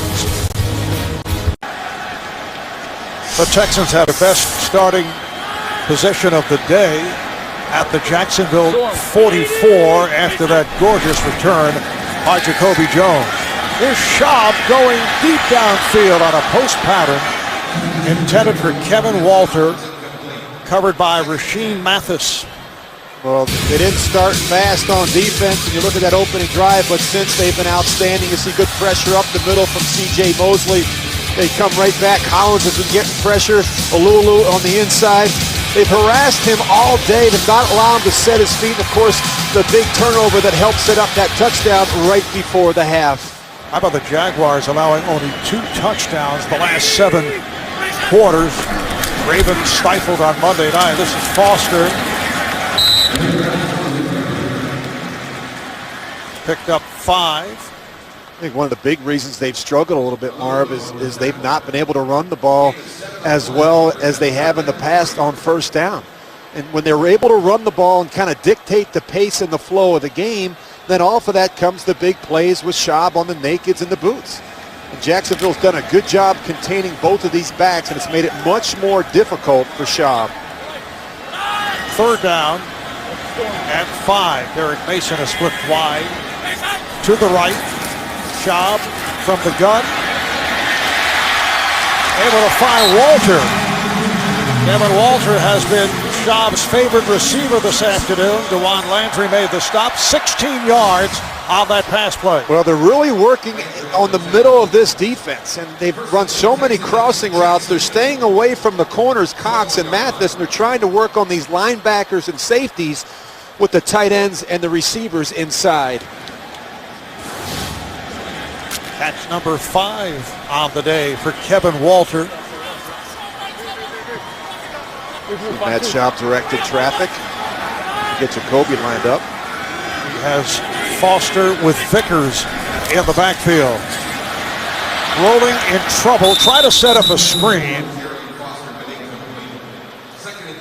All right, for more on Arizona and Baltimore, JB and Shannon Sharp. Baltimore trying to break out of its lethargy, Shannon. JB, there's nothing that you can do with a perfect throw. And this is perfect between double coverage. And Quan Bolden hauls this in, leads to a Ray Rice touchdown. 24-13, the Ravens are trying to mount a comeback. Let's see if the momentum continues. Back to Marv Albert and Rich Gannon. Well, they need to get something going, guys, offensively after that dismal performance last week. Foster straight ahead, met by Darryl Smith, the outside linebacker. So 5 more for Arian Foster coming off his spectacular day. To this point, 16 carries, 53 yards. Well, what we haven't seen out of Arian Foster is the big run, the explosive run, the run of 20 yards or more. You look at this Jacksonville defense, that's an area where they've been better. They've eliminated the big plays. They lead the NFL in fewest big plays, 20 yards allowed. They were 30th in that area a year ago. 3rd down and 5. Schaub scooped up. Was it a catch? Yes. That's the indication. Owen Daniels, the tight end, able to adjust and come up with the reception. Well, they get good pressure on Matt Schaub, and he's got to let go of this one a little bit early. You see the pressure from Posluszny. So he lets it go early, and now all of a sudden the tight end's got to make a spectacular catch. Good concentration there by Owen Daniels. It is a 1st and goal from the 10. Foster and Vickers lined up in the I formation. Here's Foster, nice cut. Making his way to the 7, covered up by the right defensive end, Jeremy Mincy. Well, you've got to be really disciplined against this Houston offense because they start you one way with these backs. The backs do a good job setting and making you work front side, and then they wind it right backside so quickly. So you've got to be very disciplined on the backside of runs. Walter is flanked wide to the right.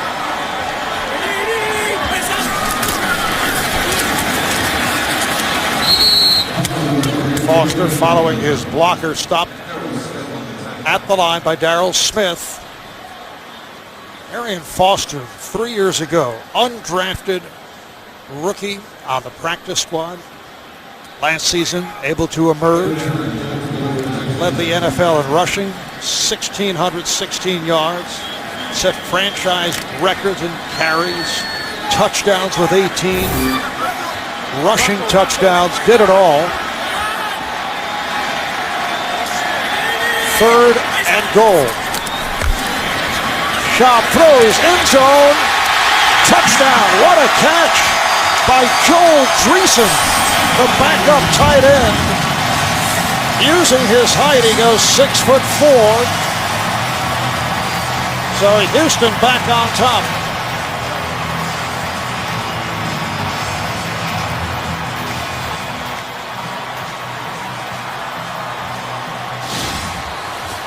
Well, this will make you sick. You look at the pressure. Matt Schaub's got to let go of this one early as well. And Dwight Lowry is right there to make the play. And it just goes right through his hands. Joel Dreesen can't even believe it. 3rd touchdown reception of the season for Dreesen. Rackers adding the extra point. Short field for Houston, set up by that punt return by Jacoby Jones. The NFL on CBS is sponsored by Southwest Airlines. Find our fares online only at southwest.com. McDonald's, I'm loving it. And by FedEx. FedEx does more than shipping. FedEx, solutions that matter. They have been dressed in red throughout the day here in Houston. Red Battle Day. Fans encouraged to wear the Houston Texan red, and the Texans have moved in front 14-7. This is Kareem on the return, and excellent coverage by the Texans. 9 plays, 44 yards, 4 minutes and 7 seconds. Finished off by the touchdown pass to the tight end, Joel Dreesen. Jaguars start out from their 15th. 3rd time they have started out inside their own 20 this afternoon. They are trailing the Texans 14-7. Gabbert cannot find anyone. Try to secure that football as he runs it out.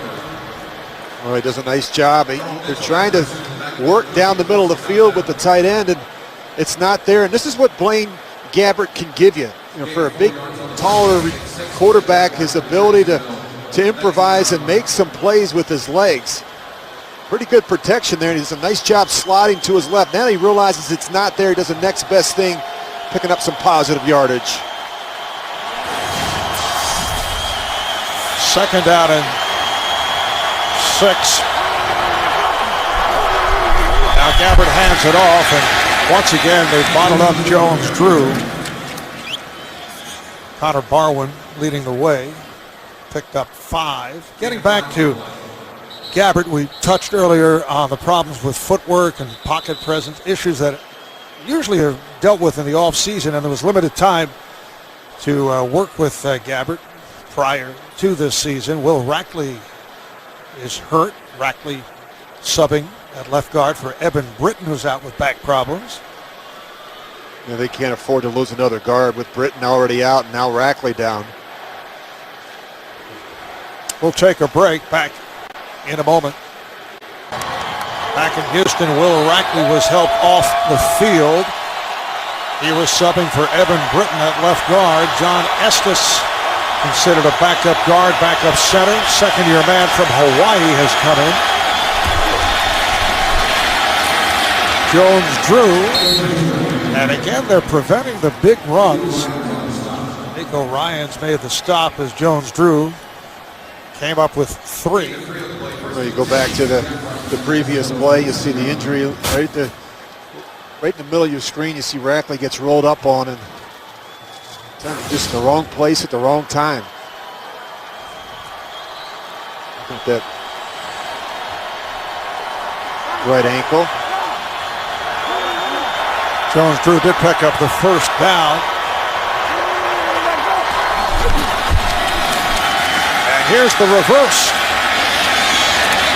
Flag is down. Mike Thomas on the run, coming left to right.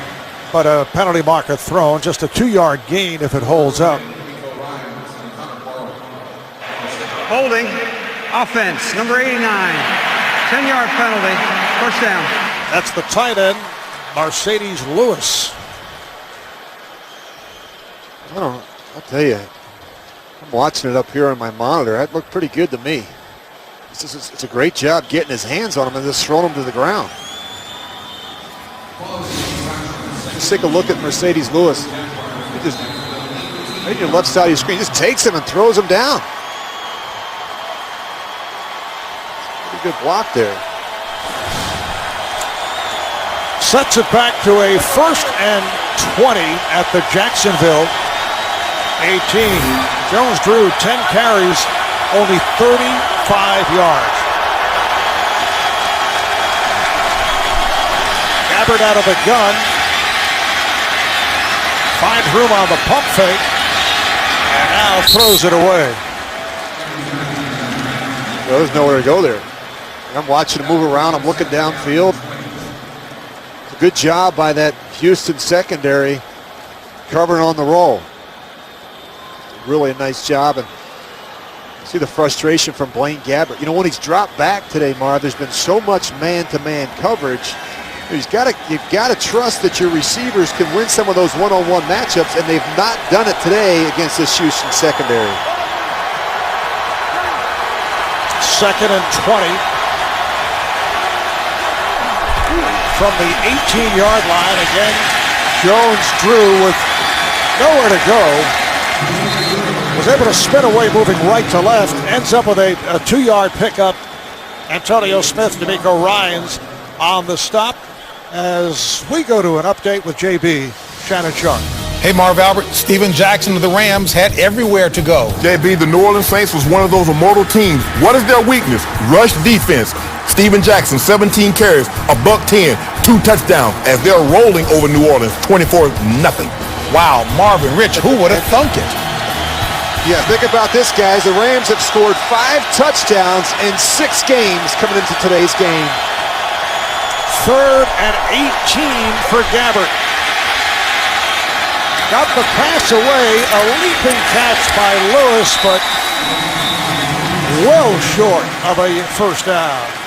Bryce McCain on the coverage of Mercedes Lewis, just 3 on the pickup, and the punting unit will come on. Well, Antonio Smith has done a really nice job today. He's not allowing Blaine Gabbert to set his feet, has to make an awkward throw, and not going to convert a lot of those 3rd and 18s in this business. Jacoby Jones is back at his 31, 6th punt of the day for the Jaguars. Jones reeling off that 33-yard return, his last opportunity. This time he's taken down immediately. Good coverage. Kasim Osgood on the stop. 47-yard punt. No return. We'll be right back. Back in Houston, Texans will start out from their 28-yard line. Matt Schaub, who had his best game of his career last week against Tennessee, 18 of 23, 2 touchdowns, completed 18 of his final 20. Hands it off, and this is Tate fighting a hole and getting close to the marker, about a yard short. Dewan Landry made the stop. It's a Houston team without their perennial Pro Bowl wide receiver, Andre Johnson, one of the NFL's best. 4th straight game he has missed with hamstring issues. It seems every week Gary Kubiak, the head coach, says, well, I think he might be able to be back this coming week. But I believe that is now a credible statement. They do expect him back next week for the Cleveland Browns. Tate. You can hear the pop off the collision when Tate runs all the way up here in our broadcast location. Yeah, he's more of the physical pounder than Arian Foster, but getting back, Marv, to Andre Johnson, you know, he was able to do more in practice on Wednesday and Thursday, and Talking to Gary Kubiak, he just felt like he was not going to be ready on this weekend, so why practice him on Friday, get those other players some more reps? But he is getting close. And my sense is that he's got a good chance of playing next week. Tate coming up short, still a 3rd and 1. Here is Foster trying, and no gain on the play. Texans have been very good in 3rd down scenarios. Converted the last 4, but not this time. Well, Gary Kubiak is not happy with that group. When you can't make a 3rd and short, this is just getting stuffed. I think they're doing a wonderful job. Terrence Knighton has been awesome inside. He's gotten great push, and Gary Kubiak, that'll make you sick. You can't get a yard in a short yardage situation. Mike Thomas back in the sunshine, calls for a fair catch. Jacksonville will start out at his 15, a 48-yard punt. Some are calling it one of the great games in recent years. Top-ranked LSU Tigers will visit the 2nd-ranked Alabama Crimson Tide. That'll be Saturday in prime time next Saturday right here on CBS Sports. Well, so much at stake in that one. You think about it. I mean, you lose, you're essentially maybe out of the running for a national championship. 2 great SEC teams that long history of some great games together. Jaguars start out from their 15-yard line. Let's see if they can get Maurice Jones-Drew going. He and Greg Jones in the backfield in an offset eye. Play action, and Gabbert incomplete, intended for the fullback Greg Jones. I was listening to one of your stats that you were kind enough to share with me during the break. You were talking about Jacksonville had that high percentage, the highest percentage of rushes on 1st down, and yet we're seeing more throws on 1st down in this game. We're trying to break some tendencies. Are you indicating that I just jumped over, took a peek at your board there. You don't share information up here in the booth. Why don't you do that? I actually try to cover up my information. It's like Rackley is back in at right guard. Here's Jones-Drew. It's like those days in Delaware as Jones-Drew picked up 3 yards where you'd be peeking around the corner and the excellent student sitting in front of you would be holding their arm, protecting their notes. I always did my work. Are you suggesting that there was an integrity issue? No, I would not. You know, one of the problems that Maurice Jones-Drew is having right now, every time he touches the ball, there's a safety down in the hole. They're not blocking these safeties in the run game. And now Jones-Drew flanks wide to the left, and once again Gabbert with the empty backfield. And try to make a change and calls for time. Looked like the rookie quarterback a little frustrated. He was trying to get the information out, then decided to take the time out.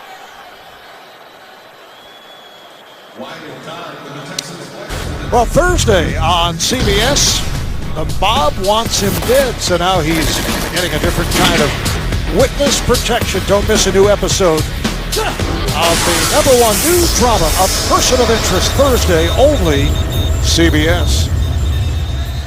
Marv Albert, Rich Gannon. We are in Houston. Look at the quarterback stats in terms of rushing. Maurice Jones-Drew, 12 carries, 41 yards. Arian Foster has not exploded. He's had a solid day. And Kevin Walter with 5 catches, 70 yards. Coming up on 2 minutes to play in this third quarter. Houston with a 14-7 lead, looking to stay on top in the AFC South. They're 4-3. Tennessee at 3 up, 3 down. They have the Colts this afternoon. It is incomplete. Jason Allen on the coverage of Mike Sims-Walker. Well, here's an example of a cornerback in Jason Allen. He runs the route for him. Look, him coming right back underneath. The reason why? He knows he's got help over the top, so he's going to be very aggressive on those underneath routes. 7th punt coming up And Jacoby Jones has been very dangerous today. He's back at his 32-yard line. This one angled to the far side. No running room at all for Jones. 41-yard punt by Harris. Russell Allen on the coverage. So the ball back to the Texans. Follow the NFL while on the go. The NFL's mobile apps. All new for the 2011 season. To get the apps, go to nfl.com/mobile. Well, you've got some good field position here. If you're Matt Schaub, you've got to take advantage of it. You're up by a touchdown against a divisional opponent. You've got to be able to put teams away when you have the opportunity.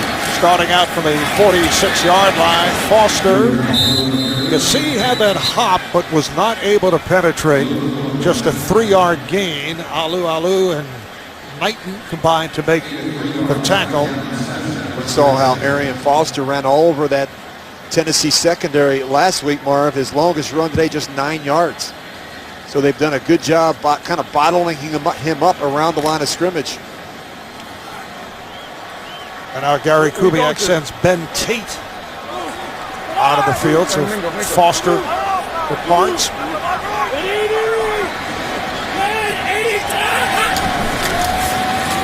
The handoff to Tate has some running room, open field. Flag is down. Tate reaching to the Jacksonville 40-yard line, met by Drew Coleman and DeJuan Landry. He went for 10.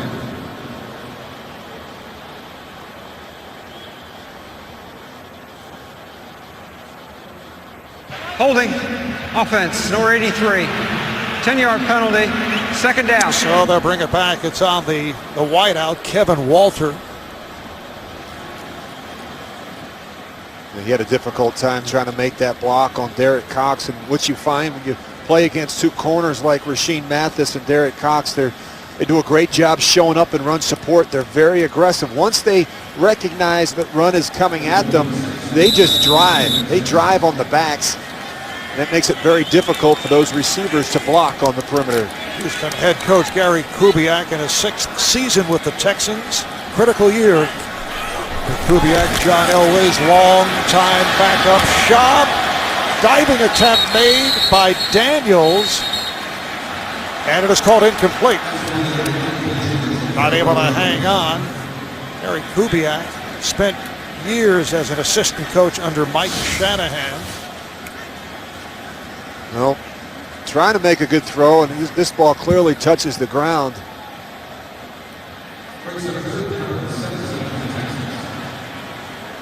A couple of good looks at it right there. Well, Daniels tries to sell it, though. He's trying to sell it to the officials that he made that catch. Arian Foster returns, 3rd down and 17. Jobs pass deflected, incomplete. Batted away by Nate Collins, who then tried to chase it down, but could not get to it. Well, Nate Collins does a nice job. They're trying to run the screen to Arian Foster, and the left side setting the edge, and Nate Collins, he just keeps coming. Then he tries to make a spectacular play by getting the deflection. You can see that screen set up with the offensive line out in front. Brett Hartman with a beautiful punt. Mike Thomas had no angle along that sideline. 48-yard punt and a 7-yard return.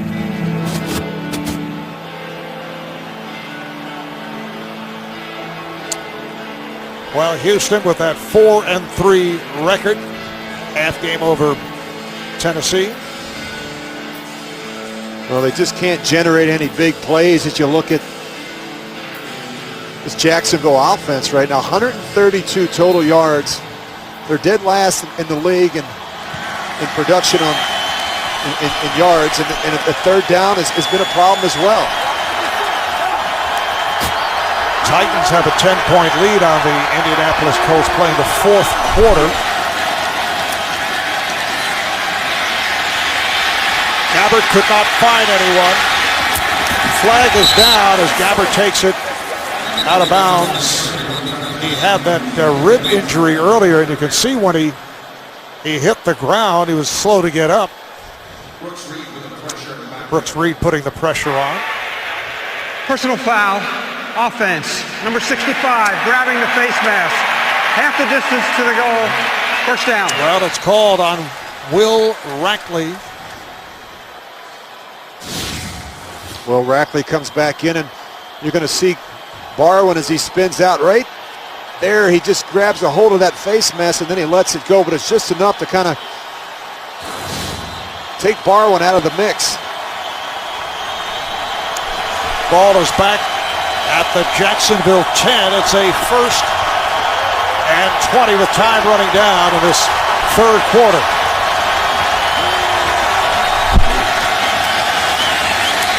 Maurice Jones-Drew took a pretty good shot, did not go down, and brought out to the 20-yard line. Brought down by Jason Allen, picked up 9. That's the end of the third. Houston 14, Jacksonville 7. We'll be back in Houston after this message and a word from your local station. Marv Albert with Rich Gannon from Reliance Stadium in Houston. See the line score. Texans trying to hold on to the lead and hold on to the lead in the AFC South. As I mentioned a moment ago, the Titans bouncing back. They lead the 0-7 Colts in the fourth quarter. Second down and 10 for Jacksonville from their 20. And again, Gabbert by himself. Empty backfield, and then moves up under center. Gabbert's throw is picked off. Intercepted by Jason Allen. Here's the return, and he stepped out.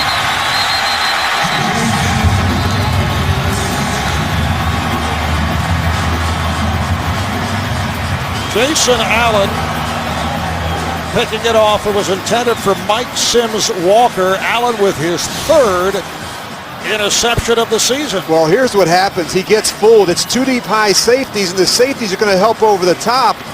And he knows that he's got one-on-one coverage, but in actuality, he doesn't. And that's why Allen is playing with underneath, knowing that he's got help from Troy Nolan over the top. And he gets fooled. They showed them all out. They backed out of it, and they gave him a 2 deep coverage. He had stepped out at the 40. That's where the Texans start out. Flag comes flying. Here's Schaub. Completes to Jones. That's first down territory. Session with the hit. Pickup of 15, but there is a marker down. Offside, defense, number 55. Penalty is declined. First down. Clint Session offside. Well, they've been trying to time up these blitzes with Session. You're going to see just there a little bit early. Do a nice job. You see the fullback coming in there, Vickers, to clean things up. Vickers getting the playing time this afternoon. 6-year man out of Colorado, former Cleveland Brown. He's been in the backfield with Foster for the most part. Here's the play fake to Foster. Nice play across the field. Dreesen working his way inside the 15-yard line. Tackled by DeJuan Landry. That's a 12-yard advance. And another Houston first down. Well, they have so many plays that look the same, but yet are different in this offense. And they run the stretch, and they run the stretch, and then they run the zone, and then off of that, Schaub pulls it back out and comes out on the bootleg. And it's very difficult for a defense because the release for the tight end, whether it's run or pass, looks exactly the same. Schaub now 15 of 29, 195 yards. Looking at a first down. Arian Foster able to break his way inside the 10. Stopped by Clint Session. Well, they do a nice job with the power play. You see the guard come around and kick out. Arian Foster, very decisive, does a great job running over his pads and always seems to be falling forward at the end of runs. Second down and 6 at the Jacksonville 9-yard line.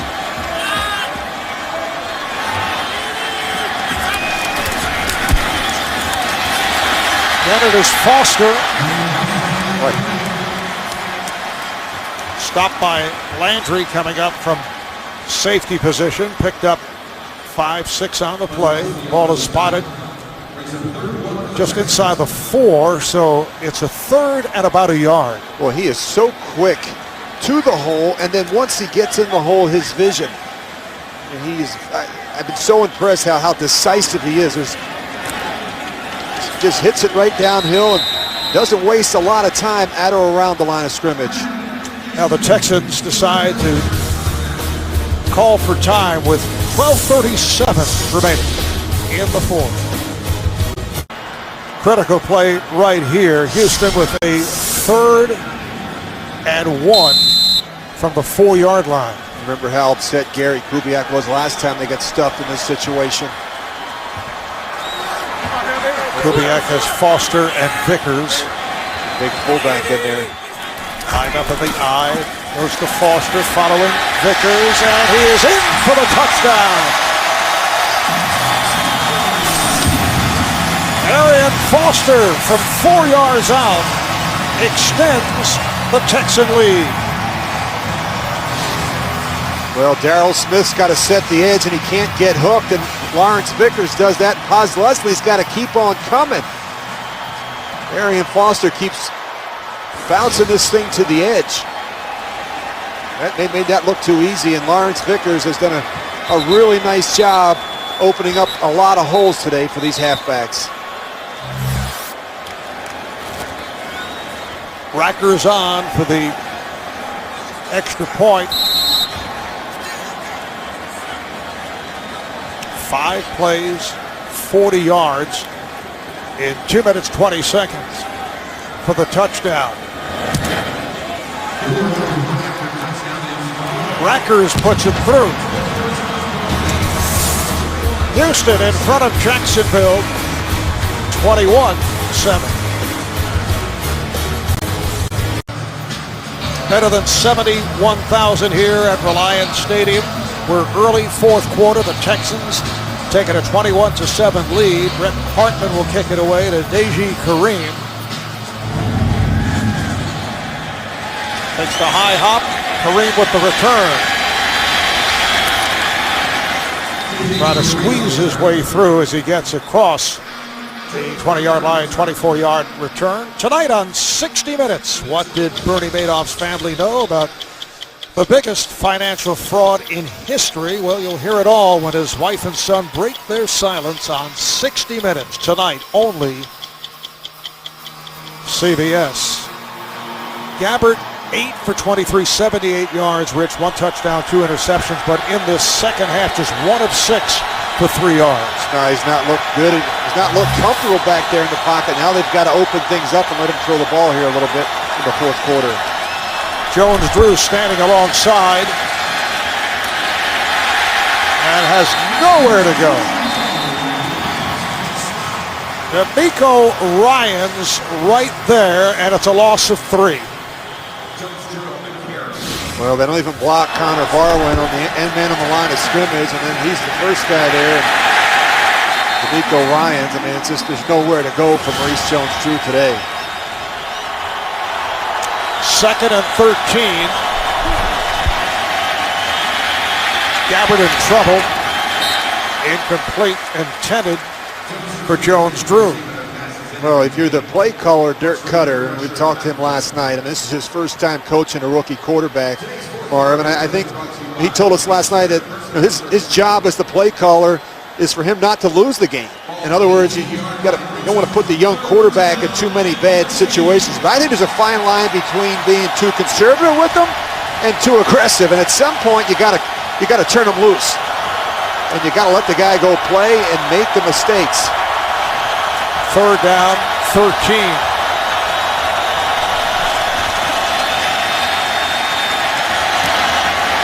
Threw a bullet, but not handled. It was deflected by Quinn.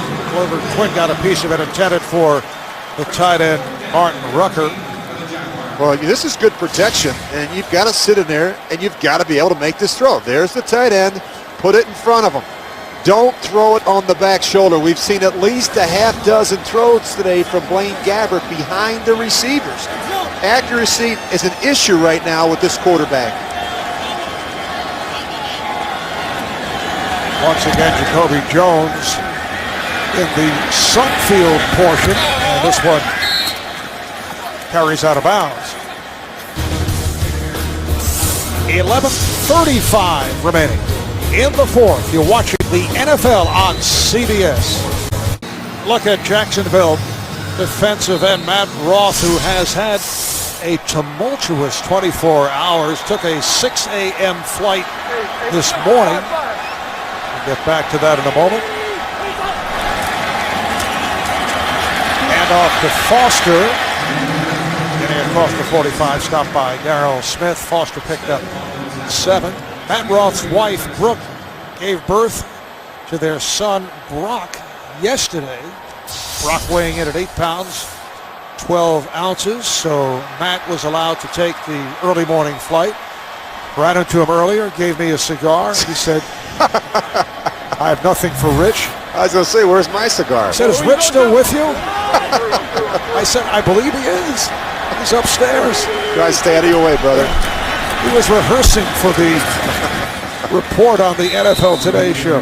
Arian Foster has a first down, picked up 3.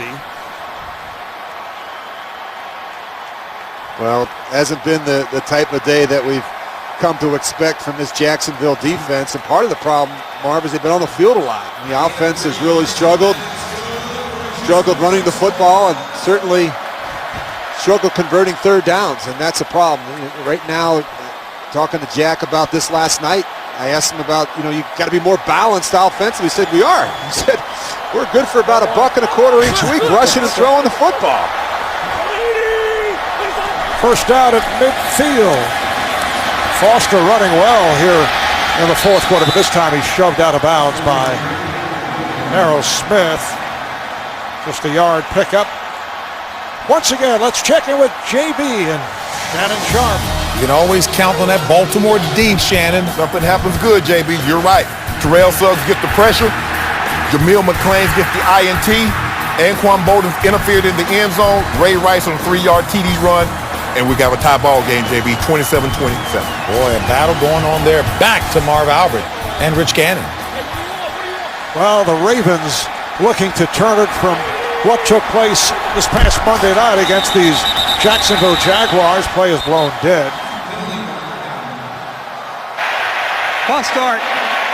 Offense, number 65. 5-yard penalty. Second down. And it's called on the right guard, Mike Brizell. 5th penalty against the Texans. It's cost them 40 yards. Ben Tate now back on the field, replacing Arian Foster.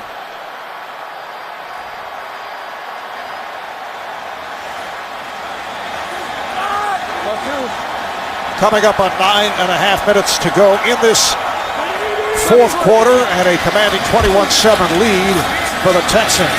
Tate with a good second effort and finds the hole. Caught from behind, but has a first down and then fumble. Dwight Lowry on the recovery and takes it back across the 45, and a penalty marker is down.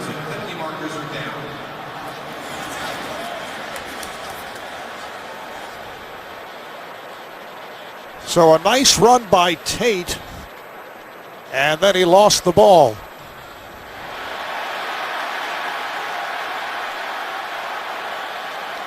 After the fumble was recovered, personal foul, low block, defense. It would be against Houston. It's 15-yard penalty from the end of the run. First down. Landry causing the fumble. Lowry on the pickup. Well, it's actually a great run. I mean, now at the end, he never feels Landry right there, and he rips it out. You got to decide whether or not his knee was down before the ball comes out. Take a look. Well, it looks like to me it's coming out. And then right there, Dwight Lowry right there. It's just good patience, and now he never feels the safety come back and try and rip that one out.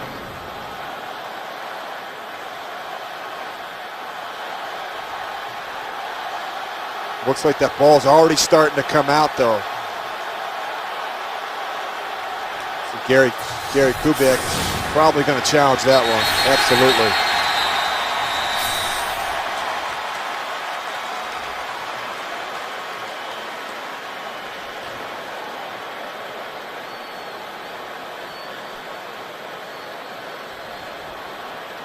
Challenge flag thrown, and they will take a look.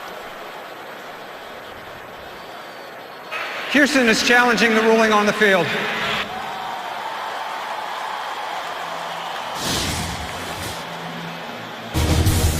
We take another look as we head to a commercial break.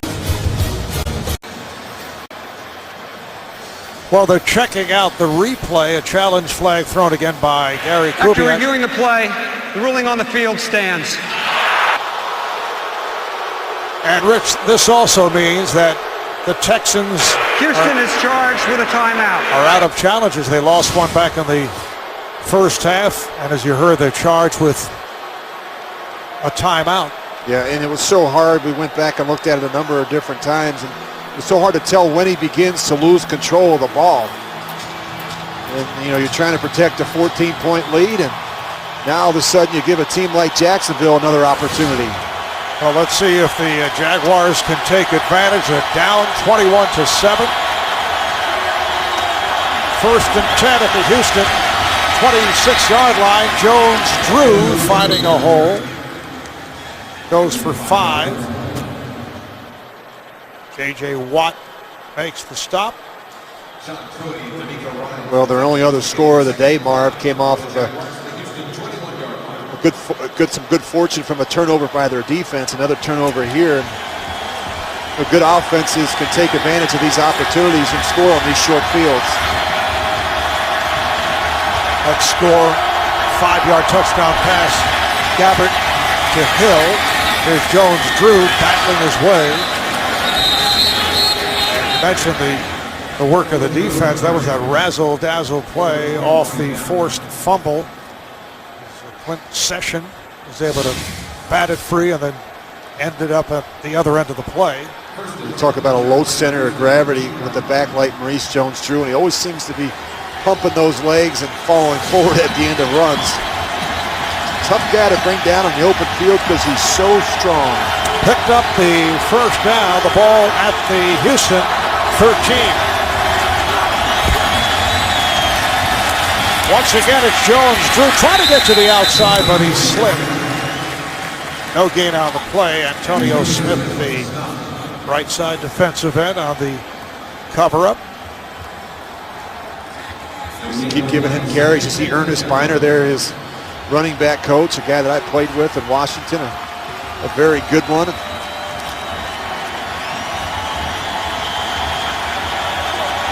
17 carries, 61 yards for Jones-Drew, who's now replaced by Deji Kareem. Quick throw by Gabbert, penalty down. Mike Thomas on the reception, but a flag. Picked up 7.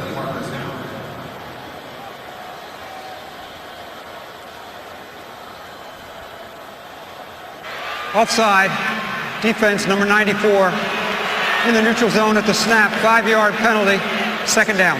It is on Antonio Smith of the Texans. Well, when you got an offense that's struggling, I mean, you just can't keep giving them opportunities and breaks like this. Antonio Smith has got such a quick first step off the ball. He's been trying to get off on Blaine Gabbert's cadence. Seen a couple times today where this defense has been in the neutral zone. Thomas is flanked to the right side. Second down and 5. Here's Jones-Drew, or rather Kareem, trying to slide his way through. And some pushing and shoving. Just a 1-yard pickup as Cushing was right there. And Rich, I would think, because Jacksonville has so many problems scoring, this is not a situation where you're looking for 3 points, looking for a field goal. You want to put the 7 up.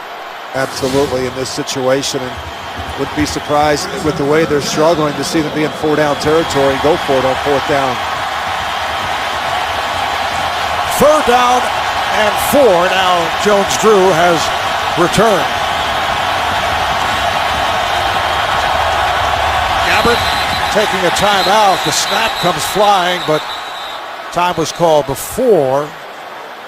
Brad Meester, the center, snapped it. Well, the interesting thing, Marvin, you and I talked to Dirk Cutter last night. The offensive coordinator was up in the booth. He actually spent some time calling plays from the sidelines. And you can see right in the middle of your picture there, Mike Shepard, the quarterback's coach. The plays get called to Dirk Cutter.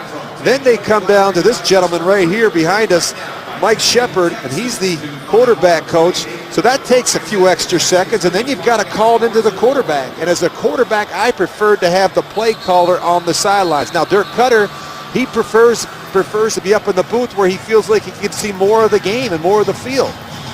But what he can't do up there is tell the young quarterback why he's calling plays in certain situations and give him tips and reminders. That's what's lost in translation. Yeah, I would think too many people getting involved does not help the quarterback. This confuses the issue. Jaguars are down to 1 timeout remaining. All right, here is Gabbert for the end zone, and it is broken up. Intended for Jason Hill. Jonathan Joseph got a piece of it. And it brings up a 4th down and 4. Well, the only thing you can say here is this is a really good play by Jonathan Joseph. I mean, a good throw, puts it on the receiver, Jason Hill, but Jonathan Joseph in there just does a great job getting that right arm in there and knocking it out. Marv Albert with Rich Gannon. We welcome those of you who have just joined us. Houston has a 21-7 lead on Jacksonville. 6 minutes remaining in this 4th quarter. 4th down and 4. Gabbert goes underneath looking for the 1st down. Mike Thomas made the catch. We'll have to see where they spot it. It appears he picked it up. It is a Jaguar 1st down. Well, they do a nice job in this bunch set. Just keep an eye on Mike Thomas. He's going to wait. He's going to be the last receiver out. He's going to let the first 2 go and kind of set a screen for him. He works right back up under the 2 receivers.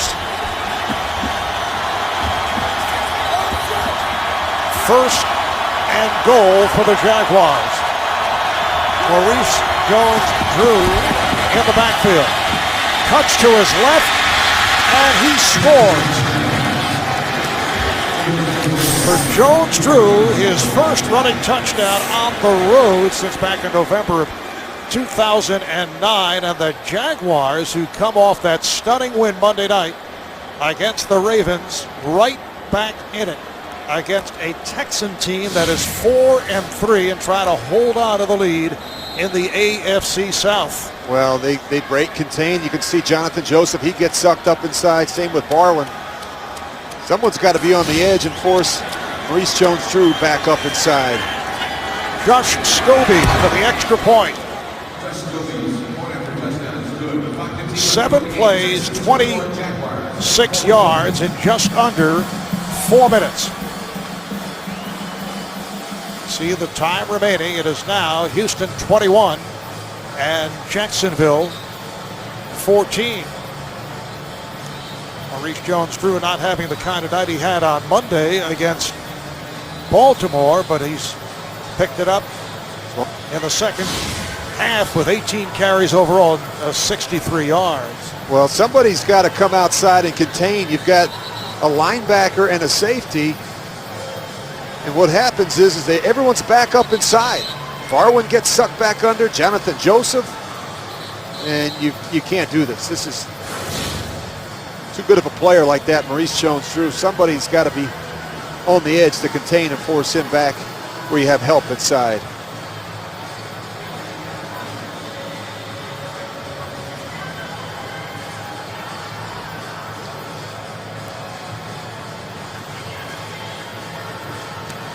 This is a Houston team playing without Pro Bowl wide receiver Andre Johnson. They hope he's back next week for Cleveland. outstanding linebacker Mario Williams out for the rest of the season. They came up with the huge win last week, 41-7 over Tennessee. Kendrick McManus lets it fly by. They'll bring it out to the 20 on the touchback. And here comes Matt Schaub. For those who may have just joined us, Matt Schaub able to run it in. And here's that razzle-dazzle play made by Clint Session, leading to the touchdown pass to Jason Hill. And then Arian Foster with the score. Tate with the fumble this moments ago. This was reviewed, and it led to the touchdown that you saw, scored by Jones-Drew. Arian Foster gets the call, picked up 3. Well, all you're trying to do here, Marv, is make a few first downs and take some time off the clock and get your big back cranked up. It's been a kind of a frustrating day for Arian Foster and for Gary Kubiak. They talk about having so much balance offensively, but not the kind of production that they were looking for and expecting on the ground. See the numbers, 27 carries, 86 yards for Foster, coming off that huge day last week in the win over the Titans. 2nd down and 7. Foster has not been able to break one.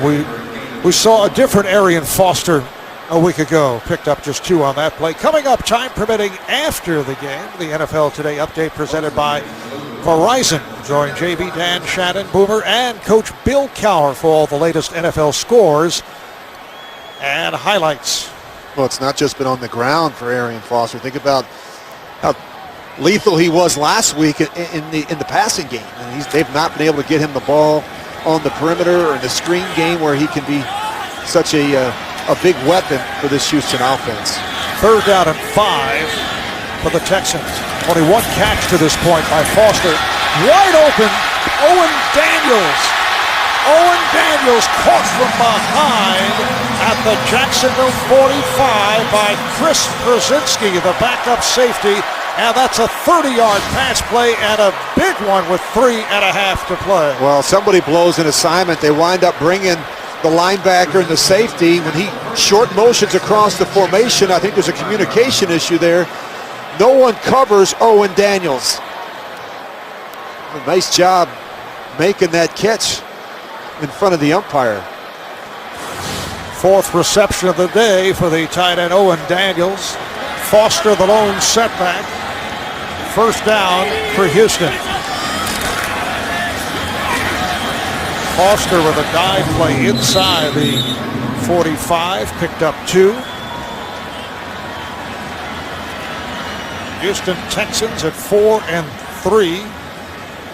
With the win, they hold on to the lead in the AFC South, a very weak AFC South. Tennessee in front of Indianapolis last we heard, home for the Colts. Jacksonville comes in at 2-5. Well, they got a favorable schedule the rest of the way. Marv, when you look at Houston, their last 9 games, they only play 3 teams with a winning record. 2nd down and 8. Foster, this time able to make the turn.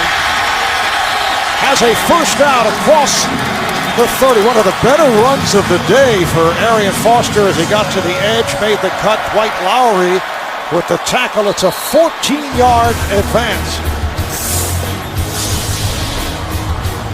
2 minutes left, 4th quarter. A reminder, coming up next, Tom Brady and his Patriots take on Big Ben and the Steelers. Patriots 5-1, and the Steelers at 5 up and 2 down. Browns go up against the 49ers, or it's the Bengals and the Seahawks. Check your local listings. Foster and Vickers in the backfield. 1st and 10 for the Texans at the Jacksonville 30-yard line. Foster running well in this 4th quarter. Foster going over 100 yards for the 12th time. That is tops in franchise history. Picks up 3 more right here. So 31 carries, 107 yards. And a timeout is taken by Jacksonville. That's their final timeout. Well, as I look at this Houston team, Marv, I've been so impressed with their offense. I think the big story has been how well the defense has played this year under Wade Phillips. And I think clearly they're the class of the division right now. What they've got to be able to do is be better in November. I mean, as we get through the month of October here, the last 2 seasons, the month of November has not been kind to them. They lost 4 in November in 2009. They lost all 4 games last year in the month of November. And a little bit of momentum now, but got to be able to avoid the late season lulls in November. And they certainly had late season woes a year ago.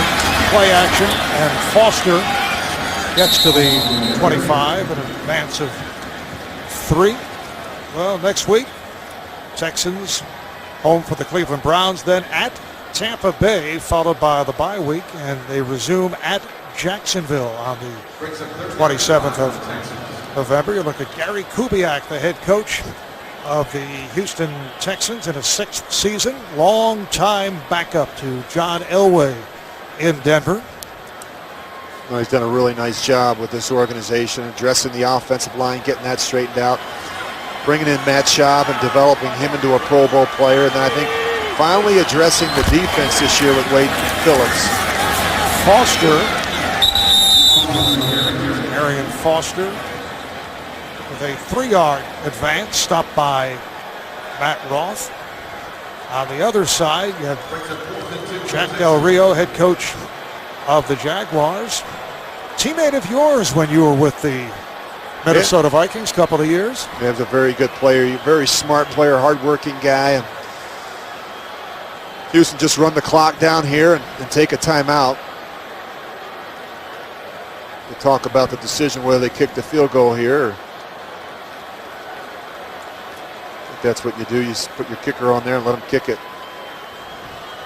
And now there's the timeout, and the Texans using their final timeout with just 23 seconds to play.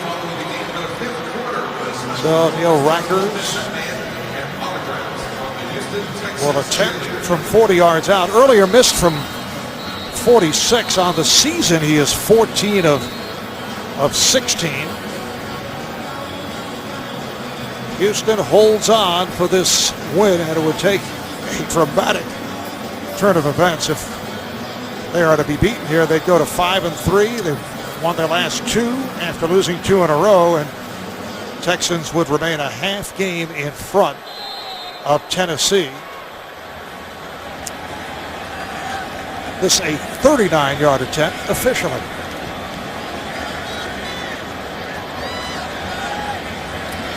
High snap, well handled, and it is put through. So Rackers connects from 39 yards out. Houston with a 10-point lead, only 18 seconds to go. The Jaguars will drop to 2-6, not able to build on that Monday night win over the Baltimore Ravens. Well, they got some things they need to fix offensively. You know, it's so hard when you're one-dimensional. Right now, it's Maurice Jones-Drew and nobody else. And the young quarterback has struggled as we watched him here today, Marv. His footwork's not been great. And he's been a little tentative in the pocket. And he's got to learn to sit in there with a tough jaw and make the tough throws down the field. That's what they're counting on him to do. And he also needs some help from the people around him. You know, think about Maurice Jones-Drew. He's the tight end. Been very quiet so far this season. Mercedes Lewis, the receivers Jason Hill and Mike Thomas. That guy had 10 touchdowns a year ago, went to a Pro Bowl this year. Just 11 catches coming into today's game and no touchdowns. Well, everybody's got to play better around him. A.J. Kareem is back deep. Hartman puts it on the ground. And I think that caught the Jaguars by surprise. 17 seconds to go. Getting back to the subject of the rookie quarterback Blaine Gabbert, when you say tentative in the pocket, which indicates he's a bit timid at this point, Is that something that can be changed? Have you seen guys who, as you would put it, were tentative in the pocket, suddenly able to be strong in the pocket and hang in and take hits? Well, I think what's happening is there's so much that's going on around them. I think the speed of the game, I think that there's some uncertainty in terms of understanding protections, where you're vulnerable, where you need to step up, understanding what's happening in terms of the route concepts. I think it's just too much for him right now. You can just see him struggling in this offense. This time with the Texans providing a lot of room.